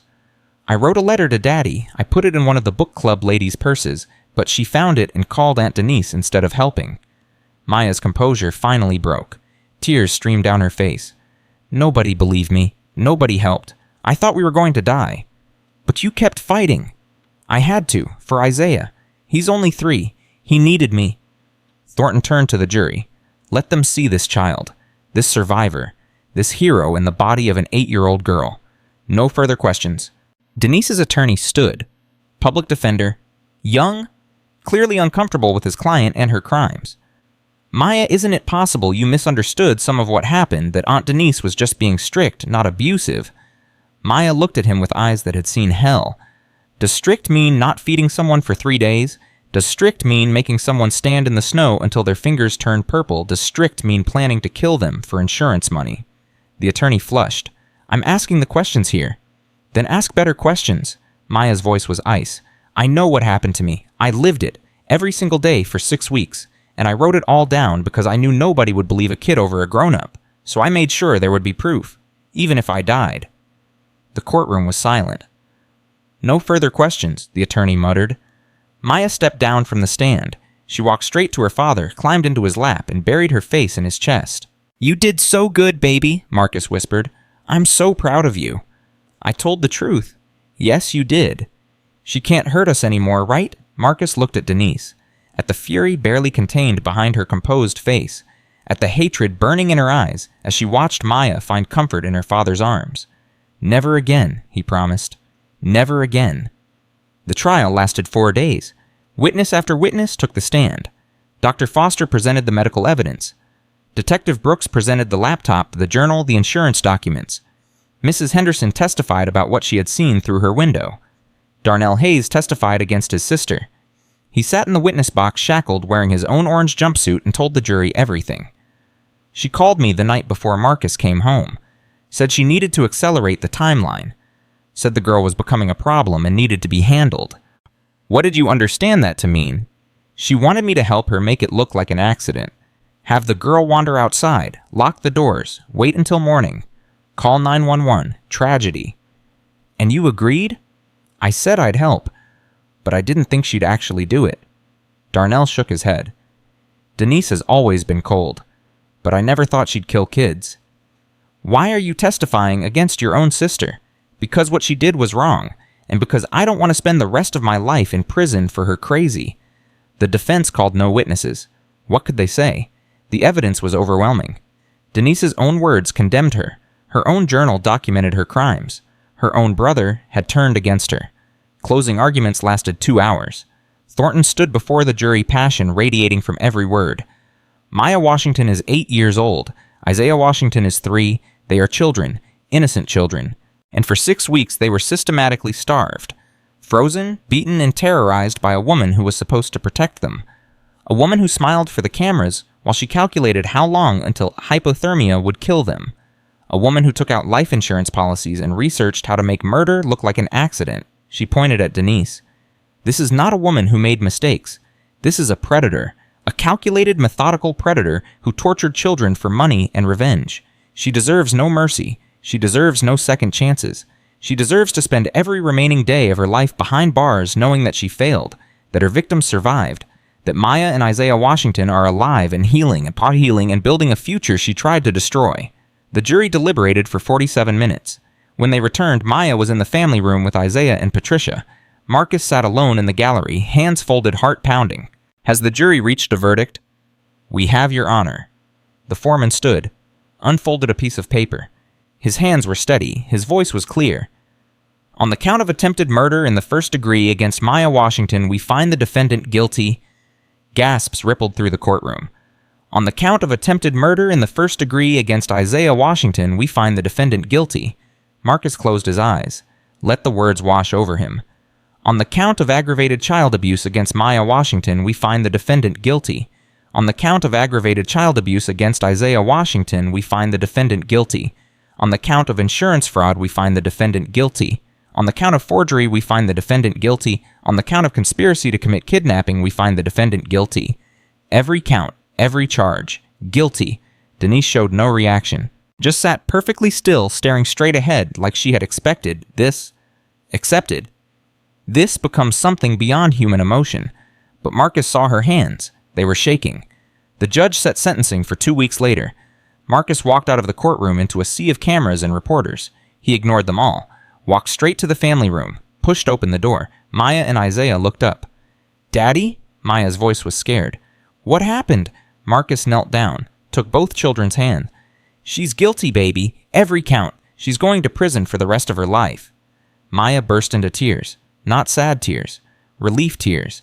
The tears of someone who had been holding their breath for weeks, for months, for what felt like a lifetime, finally able to exhale. It's over, Isaiah asked. He didn't fully understand, but he understood enough. The bad lady going bye-bye. Yes, buddy, the bad lady is going bye-bye forever. Isaiah grinned. Good, she was mean. Yes, she was. Can we go home now, Daddy? Marcus thought about their house. about the rooms where his children had been tortured, about the kitchen where Denise had eaten while Maya froze, about the bedroom where Isaiah had shivered alone night after night. "Not that home," he said. "We're going to find a new home, a fresh start, somewhere warm, somewhere safe. With you. With me. Always with me." Maya wiped her eyes, looked at her father with something new in her expression, something that hadn't been there since Keisha died. Hope. "I'd like that, Daddy." "Me too, baby. Me too." Sentencing day arrived on a gray February morning. The courtroom was packed again. Media, advocates, families of other abuse survivors.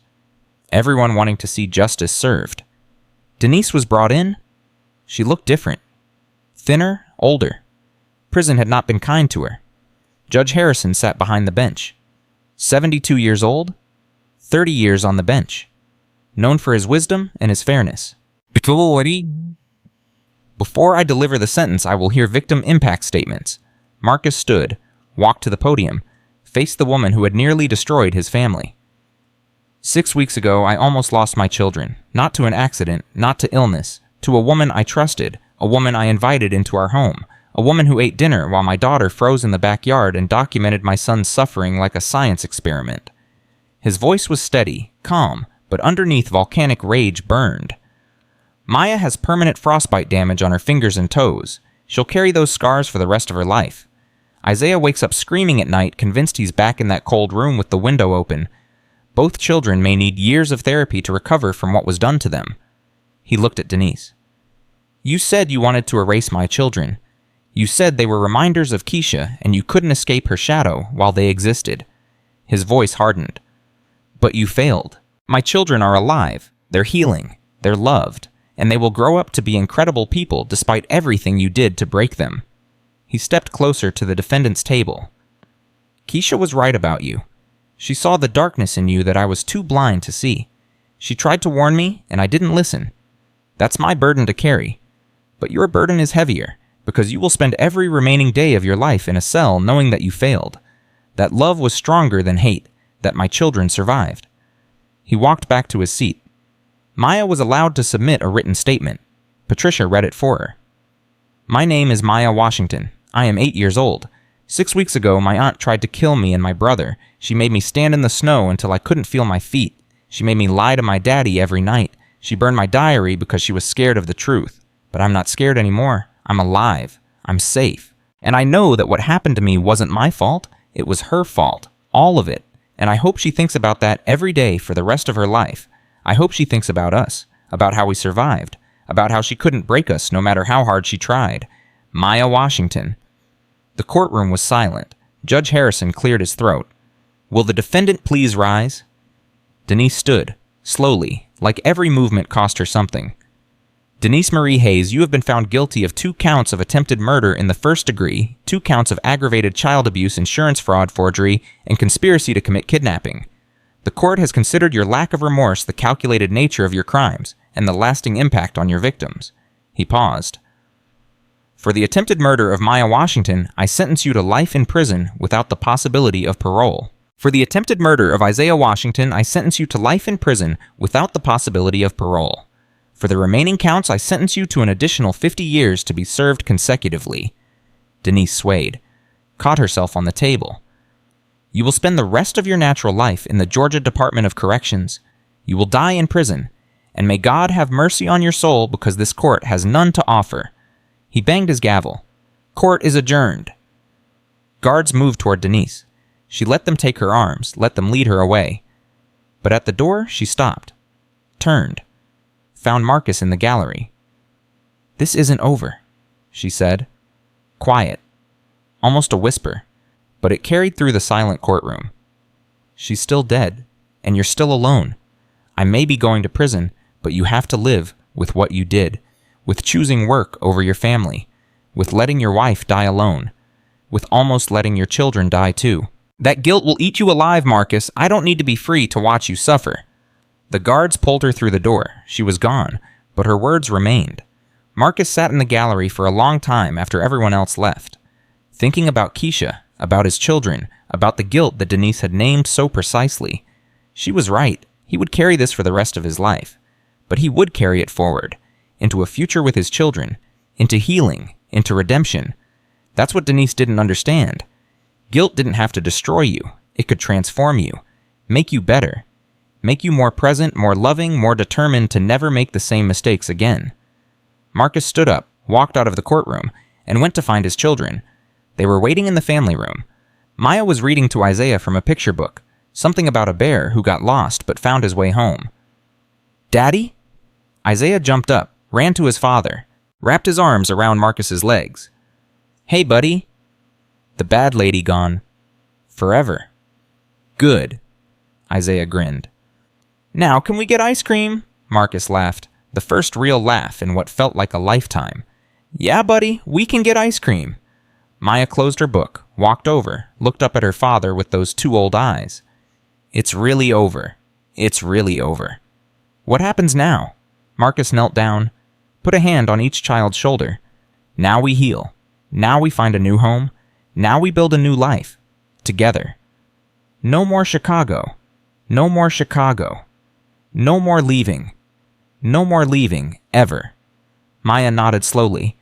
Then she did something she hadn't done since Keisha died. She smiled. A real smile. Full and warm and bright. "I love you, Daddy." "I love you too, baby. Both of you. More than anything in the world." They walked out of the courthouse together. Father and daughter and son. Survivors. Family. The sun was breaking through the clouds. And for the first time in a very long time, the future looked bright. 6 months later, the nightmare came again at 3:47 a.m. Maya sat up in bed, gasping, drenched in sweat, her heart hammering against her ribs. The same dream. Always the same dream. Standing in the snow, watching Denise through the window, counting, waiting, freezing. Maya. Her father appeared in the doorway within seconds. He slept with his bedroom door open, now always listening, always ready. "I'm okay, Daddy." The snow dream, she nodded. Marcus crossed the room and sat on the edge of her bed. This was their ritual now, the 3 a.m. conversations, the slow rebuilding of trust, of safety, of normalcy. "Do you want to talk about it?" It was different this time. Maya pulled her knees to her chest. "In the dream you didn't come. You stayed in Chicago, and I just kept counting forever." Marcus felt his chest tighten. "I came back." "I know, but in my head sometimes there's a version where you didn't." "Ickle?" She looked at him with those two old eyes. "Dr. Patterson says that's normal, that my brain is processing trauma by imagining worst-case scenarios. What else does Dr. Patterson say? That it gets better, that eventually the dreams will stop." Maya paused. "But it's been 6 months, Daddy. When does eventually start?" Marcus had no answer for that. None of the parenting books he'd devoured covered this. None of the therapy sessions gave him a script for moments like these. He was making it up as he went along, hoping he got it right, terrified he would fail again. "Can I tell you something, baby?" "Yeah." "I have nightmares too, about that night, about finding you in the snow, about what would have happened if I'd gotten there 10 minutes later." His voice cracked. Sometimes healing isn't about the nightmares stopping. It's about learning that you can survive them, that you can wake up scared and still be okay. Maya considered this. "So we're both broken. We're both healing. There's a difference." She leaned against him, let him wrap his arm around her shoulders. "Daddy." "Yeah, baby. Can we get a dog?" The question came out of nowhere. Marcus blinked. "A dog." "Isaiah wants one too. He's been asking for weeks, but he's scared to ask you himself." Maya looked up at him. "Dr. Patterson says animals help with trauma. They give you something to take care of, something that loves you no matter what." "I'll think about it." "That means no." "That means I'll think about it." But he was already thinking about it, about the empty spaces in their new house, about how quiet the nights were, about how a dog might give Isaiah something to focus on besides his fears. "We could get a rescue dog," Maya said. "One that nobody else wanted, one that needs a second chance." Marcus smiled despite himself.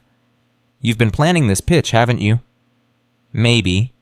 A ghost of a smile crossed her face. "Is it working?" "We'll see." He stayed with her until she fell back asleep. Then he walked to Isaiah's room, checked that his son was breathing, and went back to his own bed. But he didn't sleep. He lay in the darkness thinking about dogs and second chances and how far they had come in 6 months. The new house was in Los Angeles. Beachside. Small by his old standards, but perfect for their new life. Far from Atlanta, far from the memories, far from the house where his children had nearly died. Marcus had sold Elevate Technologies, walked away from everything he'd built. The board had called him crazy. The investors had threatened lawsuits. But he'd done it anyway because nothing mattered anymore except being present for Maya and Isaiah. The money was still there. More than they would ever need. But Marcus had learned that money couldn't protect his children. Only presence could. Only love could. Only being there day after day, night after night, rebuilding the trust he had shattered. At 7:15 a.m., Isaiah came running into Marcus's room and jumped on the bed. "Daddy, wake up! It's pancake day!" "Is it?" Marcus grabbed his son and tickled him until Isaiah squealed with laughter. "Are you sure it's pancake day?" "Yes, Saturday is always pancake day, you promised." "I did promise, didn't I?" "Maya says we're getting a dog." Marcus sighed. Of course she had already told him. "Maya says we're thinking about getting a dog." "That means yes." "That means we're thinking about it." But Isaiah was already racing out of the room, yelling for Maya, informing her at top volume that Daddy said yes about the dog. Marcus pulled on a robe and headed for the kitchen. Some battles weren't worth fighting. The animal shelter was crowded that afternoon. Dogs barked from every direction. Cats watched from their cages with suspicious eyes. The smell of fur and cleaning solution hung heavy in the air.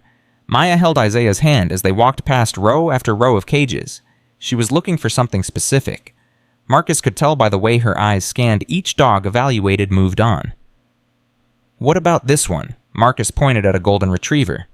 Young, healthy, the kind of dog that appeared in commercials. "Too easy, Tomu," Maya said. "Too easy. He'll get adopted by someone else. Look at him, he's perfect." She kept walking. "We need to find one that nobody else wants." They reached the end of the row, and there in the last cage was a dog that made Marcus's heart hurt. Some kind of pit bull mix, gray and brown patches, one ear torn, scars across her muzzle. She sat at the back of her cage, not barking, not begging for attention, just watching with eyes that had seen too much. "Her?" Maya said immediately. "Maya, she's like us." Maya crouched down by the cage, the dog's head lifted. Her tail gave one uncertain wag. "Nobody wants her because she looks scary, but she's not scary. She's just been hurt." Marcus looked at the information card on the cage. Name unknown, age approximately 4 years, background found on the street, signs of previous abuse, nervous around men, difficult to adopt. "She's scared of men," Marcus said. "It says so right there." "Then we'll teach her that not all men are scary." Maya looked up at him. "Just like you're teaching us." Marcus didn't have an argument for that. The adoption process took 2 hours. Paperwork, background checks, a conversation with the shelter manager about the dog's needs. "She's been here for 8 months, the manager said. "Longest resident we've got. Everyone passes her over for the puppies or the purebreds." "What happened to her? Dogfighting. At least that's what we think based on her scars. Someone rescued her from a bad situation, but she never recovered emotionally." The manager paused. "Are you sure about this?" "She's a lot of work. Most families give up after a few weeks." Maya stepped forward. "We're not most families." They named her Hope. The first night was hard. Hope cowered in the corner of the kitchen, refusing to eat, flinching at every sound. Isaiah tried to pet her Huck, and she snapped not hard enough to break skin, but hard enough to scare him. "She doesn't like me," Isaiah said, crying. "She doesn't know you yet," Maya told him. "Remember how scared we were when Daddy first brought us to this house? We didn't know if it was safe. Hope doesn't know if we're safe either. But we're nice. She doesn't know that yet. We have to show her."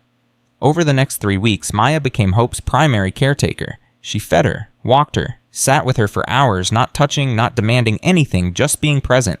Slowly and possibly, Hope began to change. She stopped cowering, started eating regularly, let Maya pet her for short periods. And one morning Marcus came downstairs to find Hope sleeping on the floor beside Isaiah's bed.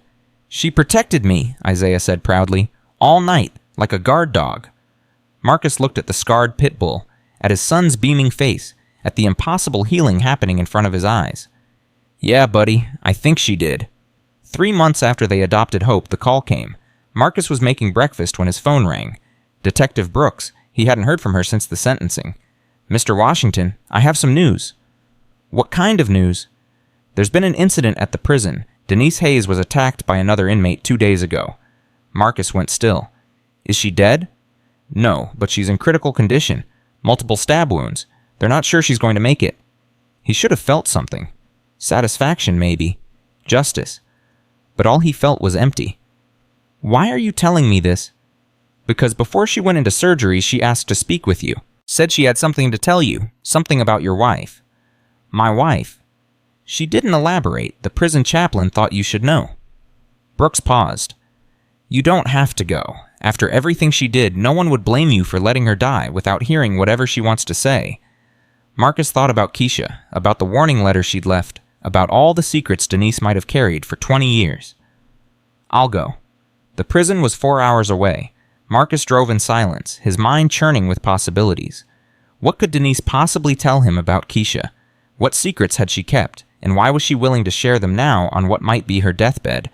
He left the kids with their therapist, told them he had business to handle, didn't tell them what kind of business. Some truths weren't meant for children. The prison hospital was cold and sterile. Denise lay in a bed surrounded by monitors, her body wrapped in bandages, tubes running into her arms. She looked small, broken, dying. Marcus. Her voice was barely a whisper. You came. You said you had something to tell me about Keisha. Straight to business, just like always. A ghost of her old smile crossed her face. Sit down, this might take a while. Marcus didn't sit. He stood at the foot of her bed, arms crossed, waiting. Fine, stand. Denise coughed. Blood flecked her lips. I don't have much time, so I'll skip the pleasantries. What I'm about to tell you, I've never told anyone, not even Darnell. Then tell me. The fire. Denise's eyes found his. The fire that killed Keisha. It wasn't an accident. Marcus felt the floor shift beneath him. What did you say? The wiring was fine. The hospital was fine. Everything was fine. Denise's voice grew weaker with each word. Until I paid someone to make it not fine. You're lying. Why would I lie now? I'm dying, Marcus. I can feel it, and I'm tired of carrying this. She coughed again. More blood. I killed her. I killed Keisha, and I've spent the last 2 years trying to figure out how to take everything she had. Her children, her husband, her life. Marcus couldn't breathe, couldn't think, couldn't process what he was hearing. You murdered my wife. I arranged for a fire that killed her. There's a difference, Choshm. That smile again, cold, empty. The investigation ruled it an accident because I paid the right people. No one ever knew. No one was ever supposed to know. Why are you telling me this? Because I want you to live with it. Denise's eyes burned with something ancient and terrible. I told you in the courtroom that I didn't need to be free to watch you suffer. This is what I meant. Now you know. Now you have to carry this forever. The knowledge that I took your wife from you and you never even suspected. Marcus moved without thinking. He was at her bedside in 2 steps, his hands around her throat, squeezing, watching her eyes bulge, watching her monitors spike. Tell me you're lying. His voice didn't sound like his own. Tell me this is another game. Denise smiled through his grip. Check the police records. Fire investigator named Thomas Crane. He took $50,000 to call it an accident. She wheezed. It's all there, if you know where to look. Guards burst through the door, pulled Marcus off, slammed him against the wall. Mr. Washington, you need to leave, now. He let them drag him out, let them escort him to the parking lot, let them threaten him with charges that he barely heard, because all he could hear was Denise's voice. I killed her. I killed Keisha. He sat in his car for an hour, shaking, unable to drive, unable to do anything except replay the last 2 years in his mind. The fire.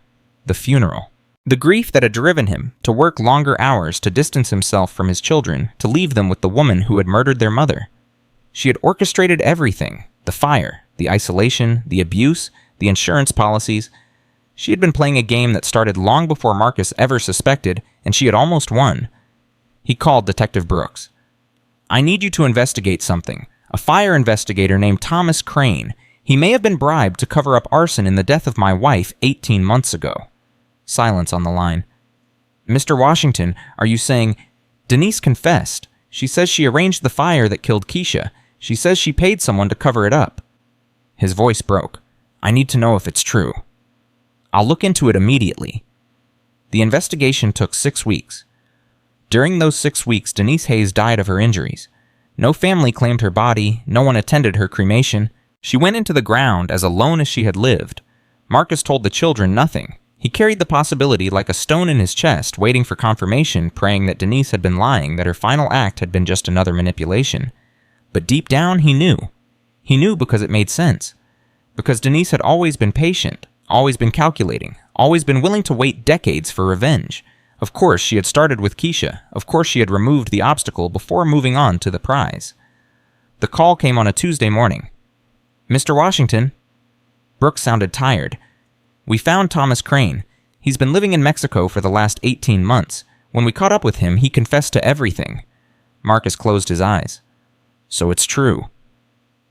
Denise Hayes paid him $50,000 to falsify the fire investigation report. The real cause was arson. Accelerants placed in the wiring room. Someone knew exactly where to start the fire to make it look electrical. Brooks paused. "I'm so sorry, Mr. Washington. Your wife was murdered." "What happens now?" Crane is being extradited. He'll be charged as an accessory to murder. But Denise is dead, so there's no one to prosecute for the actual crime. Brooks hesitated. "We could reopen the case, do a full investigation, but it won't bring her back." "I know. I'm sorry. I wish I had better news." Marcus hung up. He walked to the living room where Maya was doing homework and Isaiah was playing with Hope. "Kids, I need to tell you something." They looked up, saw his face, knew immediately that something was wrong. "What is it, Daddy?" Maya's voice was scared. Marcus sat down on the couch, pulled both children close. "The fire that killed Mama. It wasn't an accident."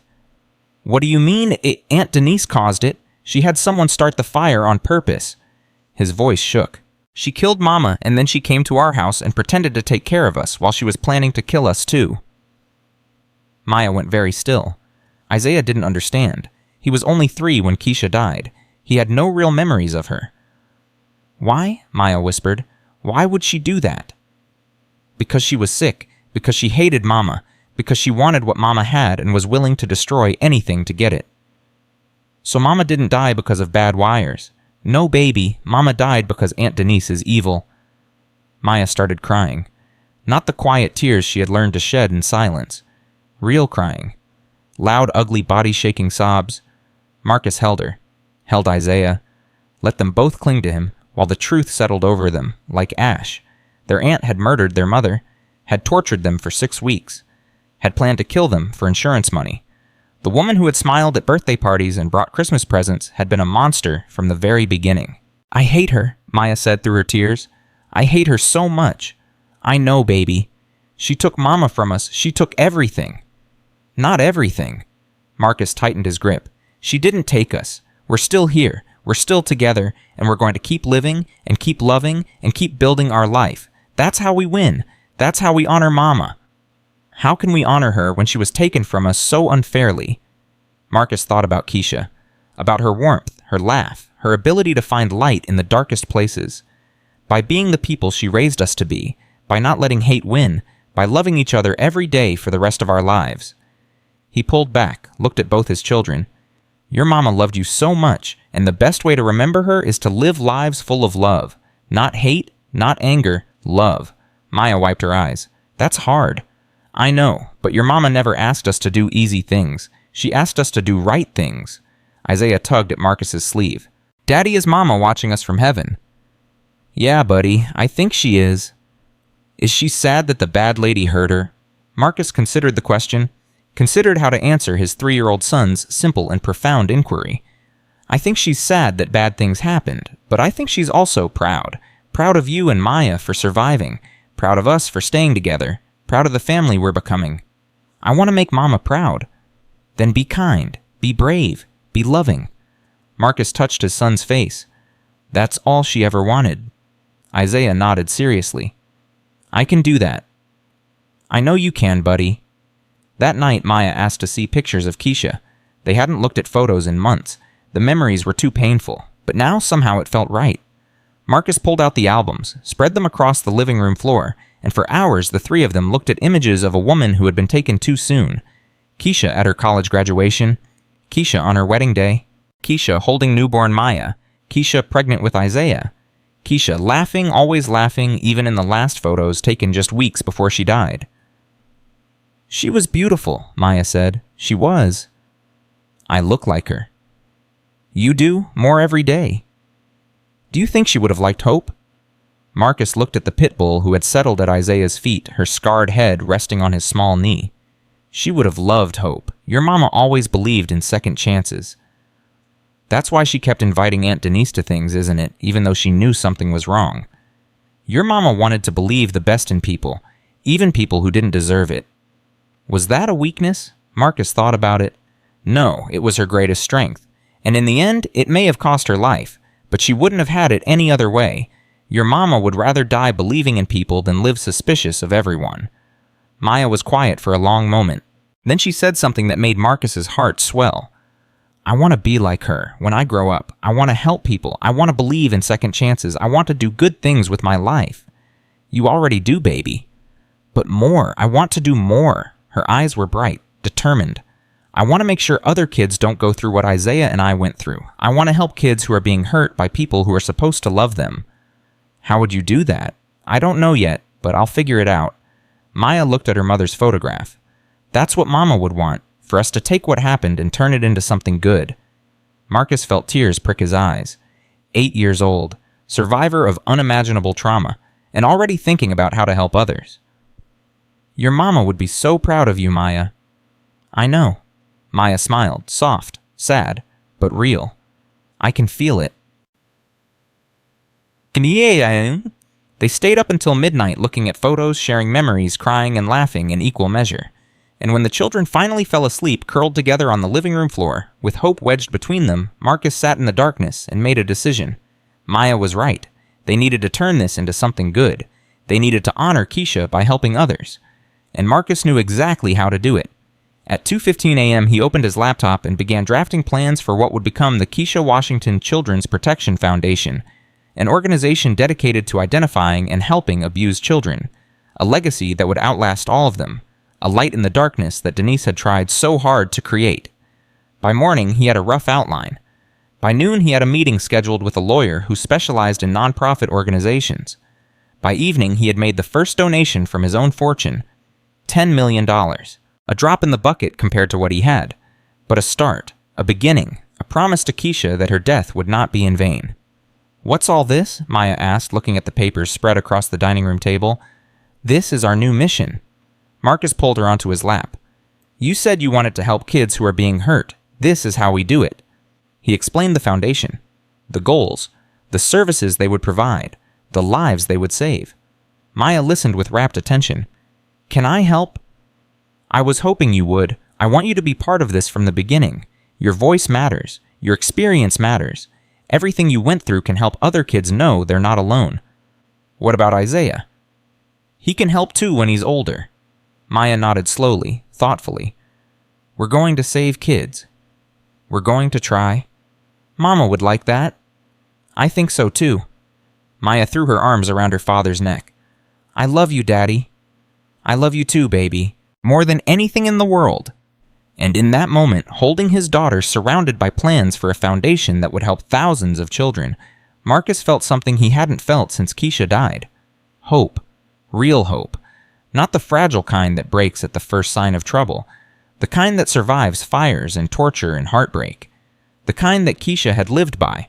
The kind that would carry them forward together into whatever came next, 7 years later. The auditorium held 500 people, and every seat was filled. Maya Washington stood backstage, her hands trembling slightly as she reviewed her notes for the 100th time. 15 years old now. Tall, confident. Her locks fell past her shoulders, carefully styled for this moment. The frostbite scars on her fingers had faded, but never disappeared permanent reminders of the girl she had been and the woman she was becoming. You ready? Marcus appeared beside her. 47 now, gray at his temples. Lines around his eyes that hadn't been there 7 years ago, but something else had changed too, a warmth, a presence. The ghost of the man who had missed his children's suffering had been replaced by someone fully, completely alive. I'm terrified, Maya admitted. Good, that means you care. What if I forget my speech? Then you speak from your heart. That's always been your greatest strength.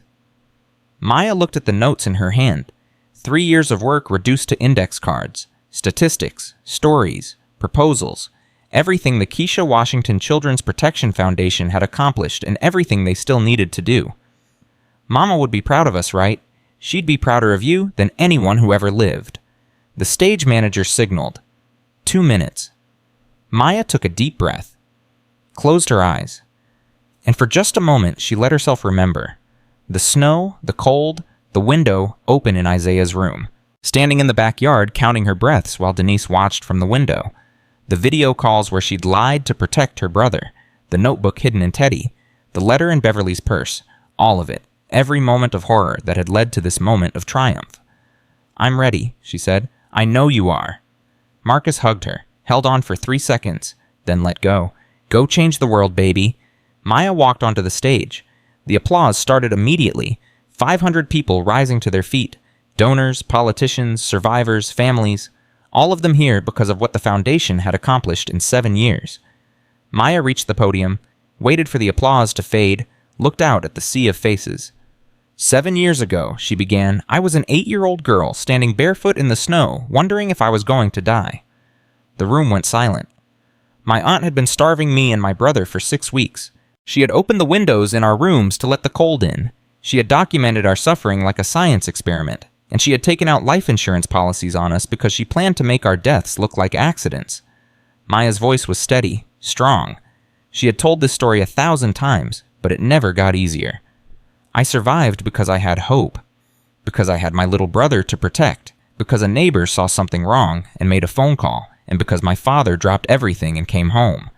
She found Marcus in the audience, saw the tears streaming down his face. But not every child has that. Not every child has a neighbor who notices. Not every child has a father who comes home. And that's why we're here tonight. That's why this foundation exists. Because every child deserves someone who sees them, someone who fights for them, someone who refuses to look away. She clicked to the first slide.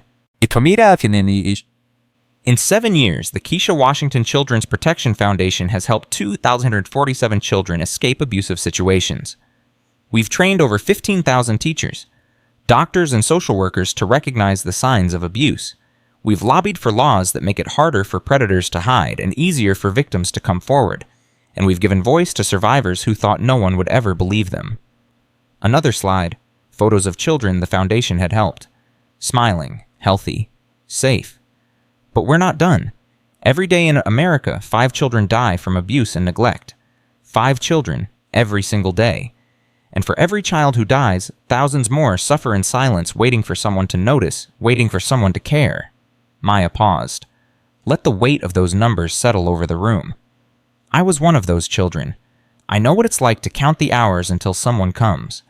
I know what it's like to lie to protect the people you love. I know what it's like to feel completely, utterly alone in your suffering.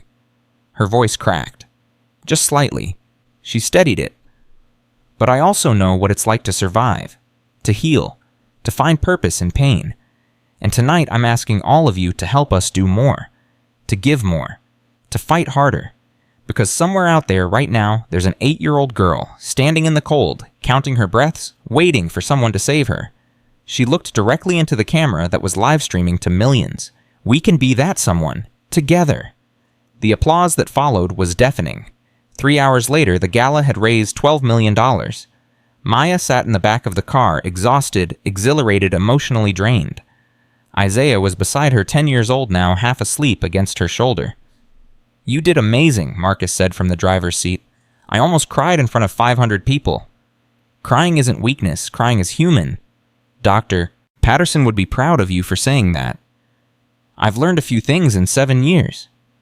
They drove in comfortable silence for a while. The Los Angeles skyline glittered in the distance. Their home waited on the beach, warm and safe and full of love.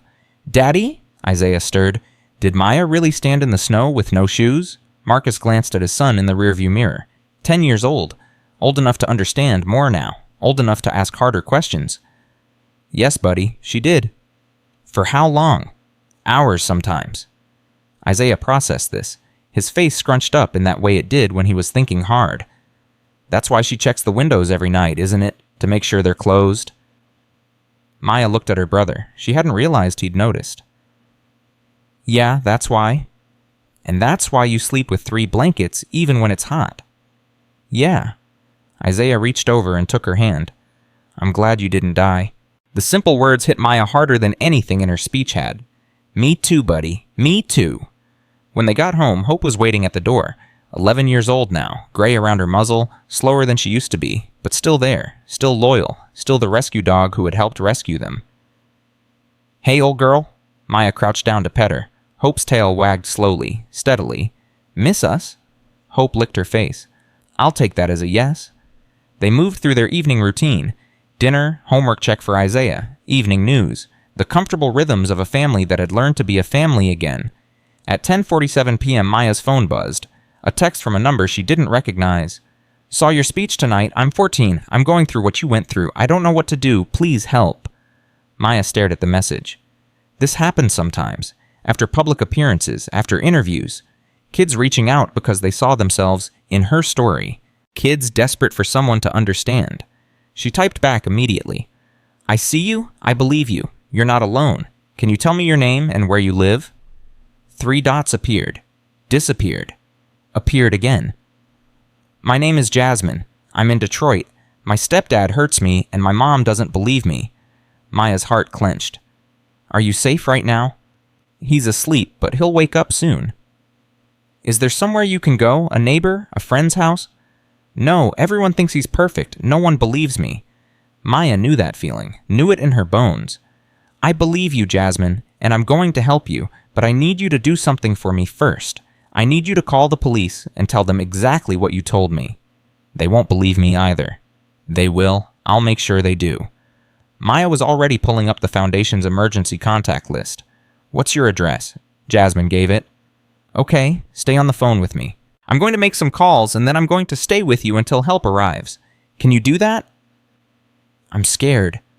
"I know, I was scared too, but being scared and being brave aren't opposites. Being brave means doing the hard thing even when you're terrified." Silence on the line. Then, "Okay, I'll try." Maya spent the next 2 hours on the phone. First with the Foundation's emergency coordinator, then with a contact at Detroit PD, then with a social worker who specialized in emergency interventions. And through all of it, she kept Jasmine on the line, talking to her, reassuring her, reminding her that she wasn't alone. At 1:23 a.m., police arrived at Jasmine's house. At 1:47 a.m., Jasmine texted, "They took him away. They believed me. Thank you." Maya sat in her room phone in hand, tears streaming down her face. One more child saved. One more life changed. One more reason why everything she had survived mattered. "Maya," her father stood in the doorway. "I heard you on the phone. Everything okay?" A girl in Detroit, 14, being abused by her stepdad. Maya wiped her eyes. "She saw my speech tonight and reached out. Police just arrested him." Marcus crossed the room, sat beside her on the bed. "You saved her." "The Foundation saved her. The systems we built. The contacts we've cultivated. None of that exists without you." Marcus put his arm around her. "You know that, right? Everything we've accomplished started because an 8-year-old girl was brave enough to survive, brave enough to testify, brave enough to turn her pain into purpose. I had help. Everyone has help. That doesn't diminish what you've done." Maya leaned against her father. Let him hold her the way he had all those nights after the nightmares, all those moments when the memories threatened to overwhelm her. "Do you ever wonder what would have happened if you hadn't come home that night?" "Every day." "What do you think would have happened?" Marcus was quiet for a long moment. "I think Denise would have succeeded. I think you and Isaiah would have died, and she would have collected the insurance money and disappeared. And I would have spent the rest of my life wondering why, never knowing that I had left my children with a murderer." "That's dark?" "It's honest." He tightened his grip. "But that's not what happened. I came home. You survived. And now because of you, thousands of other children have survived too. That's the reality we live in. That's the story we get to tell. Mama would have liked this story. She would have loved it." Maya closed her eyes. Let herself feel for just a moment the presence of the mother she had lost, the warmth, the love, the belief in second chances. "I got accepted to Harvard Law." Marcus went still. "What? Early admission? I just found out this morning, but I didn't want to steal focus from the gala." Maya opened her eyes, looked at her father. "I'm going to be a prosecutor, Daddy. I'm going to put child abusers in prison for the rest of my life." Marcus couldn't speak. Tears ran down his face. "I'm going to do what Angela Thornton did for us. I'm going to stand in courtrooms and fight for kids who can't fight for themselves. I'm going to make sure that when children are brave enough to tell the truth, the system believes them." Maya. I know I'm only 15. I know it's years away, but I've been planning this since the trial, since I sat in that witness chair and told my story. That's when I knew. That's when I decided. Marcus pulled her into a hug so tight she could barely breathe. Your mother is watching right now, he whispered, and she is so proud. You think so. I know so. They held each other for a long time, and somewhere in the universe, Keisha Washington smiled. The next morning brought unexpected visitors. At 9:15 a.m., the doorbell rang. Hope barked once, then settled when she saw it was friends. Dorothy Henderson stood on the porch, 80 years old now. Frailer than she had been 7 years ago, but her eyes were still sharp, still kind, still the eyes of a woman who had saved 2 children's lives with a single phone call. Mrs. Henderson, Maya threw her arms around the old woman. What are you doing here? I saw your speech last night on the television. Dorothy's voice trembled. I had to come, had to see you in person, had to tell you how proud I am. Marcus appeared behind Maya. Mrs. Henderson, please come in. They sat in the living room. Hope curled up at Dorothy's feet, sensing somehow that this was a special guest. I've followed everything, Dorothy said. The foundation, the laws you've helped pass, the children you've saved, every single story. I clipped them from the newspaper and put them in a scrapbook. You have a scrapbook about us. 3 of them. Dorothy smiled. I was a teacher for 35 years. I always kept track of my children's accomplishments. You and Isaiah may not have been my students, but you're my children in a way. The children I helped save. Maya felt tears prick her eyes. You did save us. If you hadn't called my father that night... I almost didn't. Dorothy's face grew serious. I watched for weeks. Told myself it wasn't my business. Told myself I was probably wrong, that surely a family member wouldn't hurt children like that. I made excuses, and I'll carry that guilt for the rest of my life. Those weeks of watching and doing nothing. Those weeks where you suffered because I was too afraid to get involved. But you did get involved, when it mattered most. Too late. I was almost too late. Marcus leaned forward. Mrs. Henderson, you can't blame yourself for what Denise did. You're the hero of this story. Without your call, I never would have come home. My children would be dead. That's what I tell myself. Most days it works. Dorothy's eyes found Maya's. But then I think about all the children I must have missed over 35 years of teaching. All the signs I might have seen and ignored. All the chances I had to help and didn't take because it wasn't my business. Maya took the old woman's hand. That's why we do what we do. That's why we train teachers and doctors and neighbors to recognize the signs, so that nobody has to live with that guilt anymore, so that when people see something wrong, they have the tools and the courage to act. Dorothy squeezed her hand. You've done more good in 15 years than I did in 80. Don't ever forget that. I learned from the best. Dorothy stayed for lunch. Stayed to meet Isaiah, who had only hazy memories of the neighbor who had helped save him. Stayed to see the life that her phone call had made possible. At 3:00 p.m. as she was leaving, Dorothy pressed something into Maya's hand. A worn envelope. Yellowed with age. What's this? Something I've been carrying for 7 years, waiting for the right moment to give you. Dorothy's eyes were bright with tears. Your mother gave it to me 3 weeks before she died, asked me to hold on to it, said she had a feeling she might need someone outside the family to keep something safe. Maya's heart stopped. My mother gave you this. She came to my door one afternoon. I barely knew her then. We'd waved to each other a few times, nothing more, but she knocked on my door and asked if she could trust me with something important. I said yes. Did you read it? Never. She asked me to keep it sealed, to only give it to you when you were old enough to understand. Dorothy touched Maya's face. You're old enough now. Then she was gone. Maya stood in the doorway holding the envelope, feeling the weight of her mother's words in her hands. What is it? Marcus asked. A letter from Mama. Mrs. Henderson has been keeping it for 7 years. Marcus went pale. Are you going to open it? Maya looked at the envelope, her mother's handwriting on the front. Just one word, Maya. I need to do this alone? She went to her room, closed the door, sat on her bed, and with trembling fingers she opened the letter her mother had written 15 years ago. My beautiful Maya, if you're reading this, then something has happened to me, and if something has happened to me, I need you to know the truth. I don't trust Denise. I've tried to. For years, I've tried to see the good in her that everyone else claims to see. But there's something wrong with my sister, something cold, something broken, something that looks at you and Isaiah with a hunger that terrifies me. I've told your father my concerns, but he doesn't see it. He thinks I'm being paranoid, overprotective. Maybe I am. Maybe I'm wrong about her. But in case I'm not, I need you to know this. If anything happens to me, don't let Denise into your life. Don't let her near you or Isaiah. And if she's already there, if I'm gone and she's taken my place, then fight. Fight with everything you have. Document everything. Tell someone. Don't stop until someone believes you. I know you're young. I know this is a lot to put on a child's shoulders, but you are the strongest person I've ever known, Maya. Even at 3 years old, you had a fire in you that took my breath away. That fire will save you. I know it will. I hope I'm wrong about Denise. I hope this letter stays sealed forever. I hope you grow up never knowing I wrote this, never needing to read these words.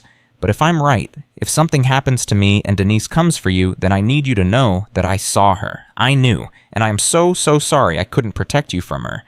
Be brave, my beautiful girl. Be strong, and always remember that I love you, more than anything in the universe. More than the stars love the sky. More than the ocean loves the shore. You are my greatest gift. You and Isaiah, take care of your brother, take care of your father, and take care of yourself. I'll be watching over you every day, every moment, forever. All my love, always. Mama Maya read the letter 3 times. Then she let herself cry, great heaving sobs that shook her entire body. 7 years of grief, 7 years of wondering what her mother would think, what her mother would say, what her mother would want for her. Now she knew. Keisha had seen Denise, had tried to warn them, had done everything she could to protect her children even from beyond the grave. The letter was proof. Proof that she hadn't been alone even in the darkest moments. Proof that her mother's love had been watching over her, guiding her, fighting for her, even when she didn't know it. There was a knock on the door. Maya, her father's voice, worried. Are you okay? Maya wiped her eyes, stood up, opened the door. Read this. She handed him the letter. Marcus read it once, twice, 3 times, his hands shaking, his face crumpling with each word. She knew, he whispered. Keisha knew. She tried to protect us. I didn't listen. She told me her concerns and I dismissed them. I thought she was being paranoid. I thought... His voice broke. If I had listened, if I had just believed her... Daddy, Maya took his hand. You can't change what happened, but you can honor what Mama wanted. You have been honoring it, every day for 7 years. It's not enough. It will never feel like enough. But it's more than she could have hoped for. Look at what we've built. Look at the children we've saved. Look at who Isaiah is becoming. Maya squeezed his hand. Mama knew I was strong. She said so in the letter. But she made me strong.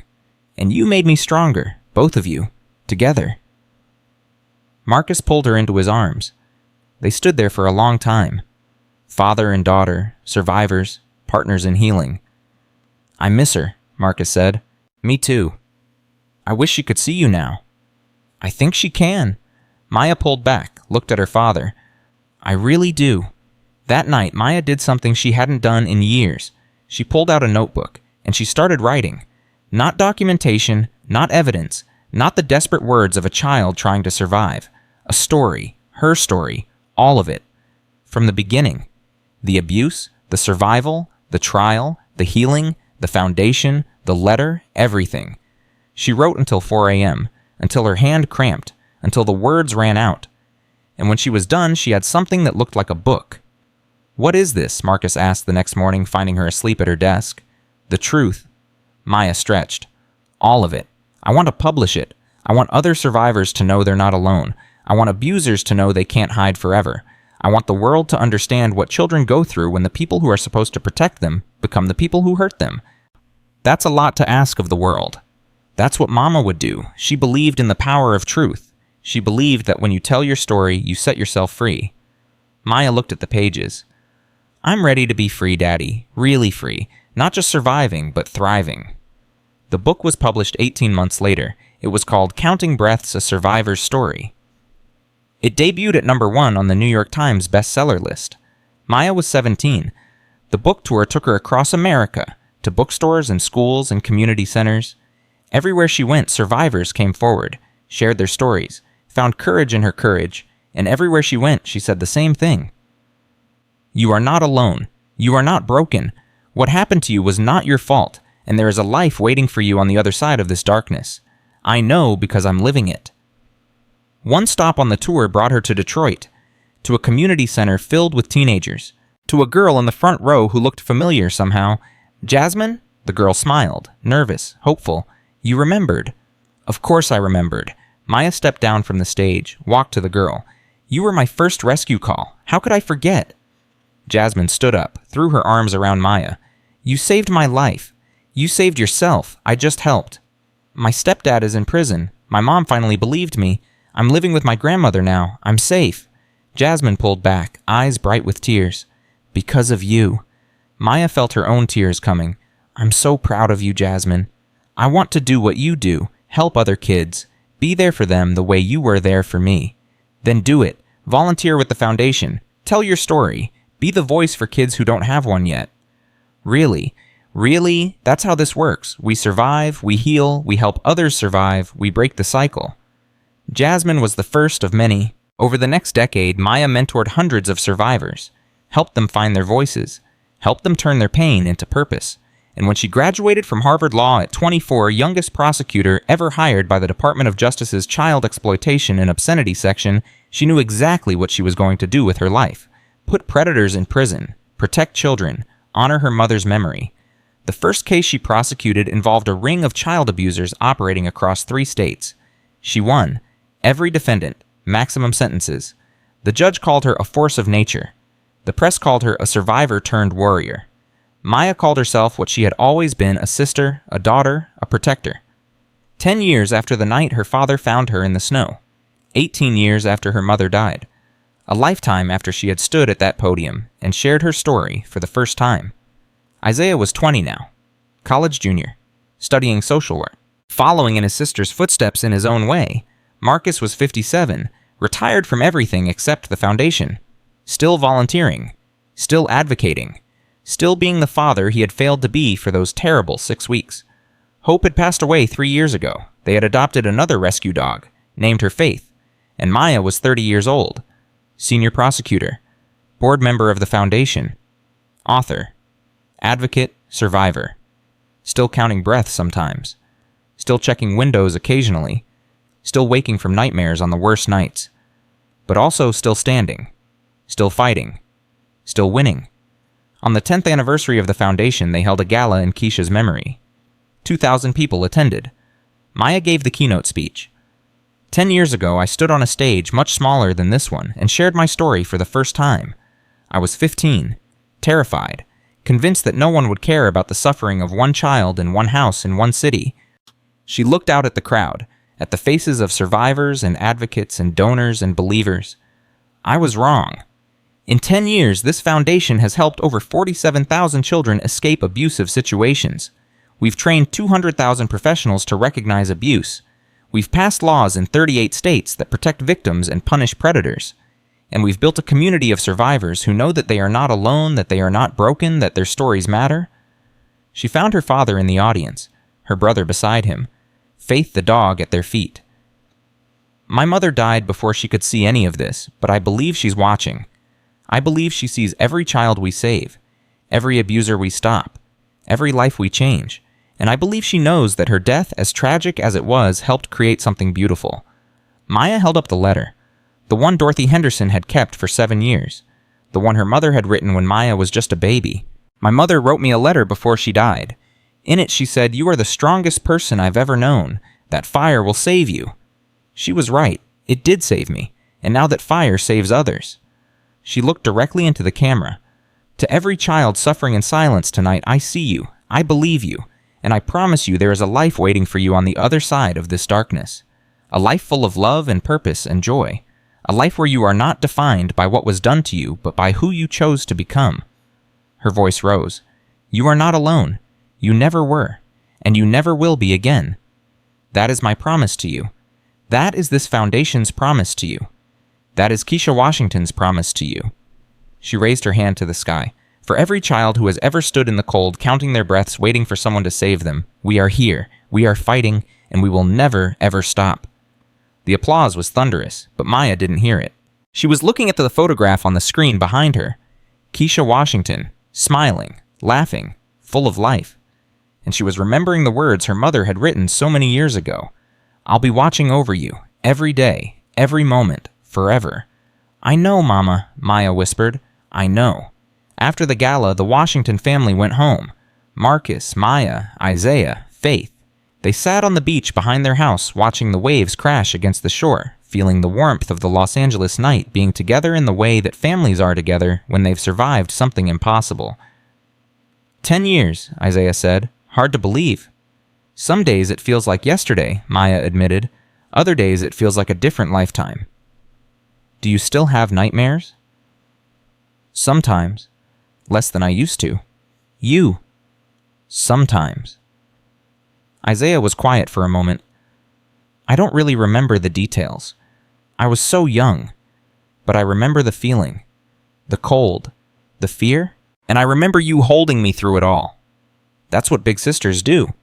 No, Isaiah shook his head. That's what heroes do. Maya felt tears prick her eyes. I'm not a hero. You're my hero. You've always been my hero. Isaiah turned to look at her. You saved my life, Maya, and then you grew up and started saving everyone else's lives too. If that's not heroic, I don't know what is. Marcus put his arms around both his children. Your mother would be so proud of you. Both of you. The people you've become. The lives you've touched. The legacy you're building. It's her legacy too, Maya said. Everything we do is because of her. And because of you. Both of you. Marcus held them tighter. I failed you once. I will never stop being sorry for that. But you gave me a second chance. You let me become the father I should have been from the beginning. That's a gift I can never repay. You don't have to repay it, Isaiah said. You just have to keep being here. I'm not going anywhere, ever again. They sat in silence for a while, watching the stars come out, feeling the ocean breeze, being a family. Hey, Daddy, Maya asked. Yeah, baby. Do you think Mama can really see us like for real? Marcus considered the question. I think love doesn't end when life ends. I think the people we lose stay with us in ways we can't fully understand. And I think Keisha Washington loved her children so much that nothing, not death, not time, not anything could ever truly separate her from you. So yes? So yes. He smiled. She's here, Maya. She's always been here. She always will be. Maya looked up at the stars. Somewhere out there her mother was watching. Somewhere out there the girl she had been. The 8-year-old standing in the snow, counting her breaths, waiting to be saved, was finally at peace. And somewhere in her heart Maya knew the truth. The cold had not destroyed her. It had forged her into a warrior, a protector, a voice for the voiceless, into everything her mother had known she would become. I love you, Mama, Maya whispered to the stars. Thank you for believing in me. The wind picked up, warm and gentle, like an embrace, like an answer, and Maya Washington survivor advocate daughter-sister hero smiled, because she knew with absolute certainty that her mother had heard, and that somewhere beyond the stars, Keisha Washington was smiling too. The end of the story is also the beginning, because survival is not a destination, it's a journey, a choice made every single day to keep living, keep fighting, keep loving, keep believing in the possibility of light even in the darkest moments. Maya Washington made that choice at 8 years old, standing barefoot in the snow.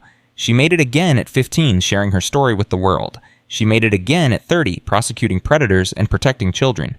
And she would keep making it every day for the rest of her life.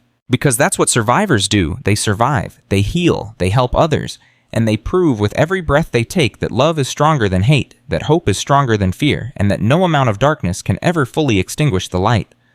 Maya Washington was living proof of that truth. And she would spend the rest of her life making sure the world never forgot it. This is the story of a girl who counted her breaths in the cold and found the strength to keep breathing. This is the story of a father who almost lost everything and learned what truly mattered. This is the story of a family that was broken and became unbreakable. This is the story of survival. This is the story of hope. This is the story of love that never dies. And it is proof undeniable, unshakable, eternal proof that even in the darkest winter spring always comes.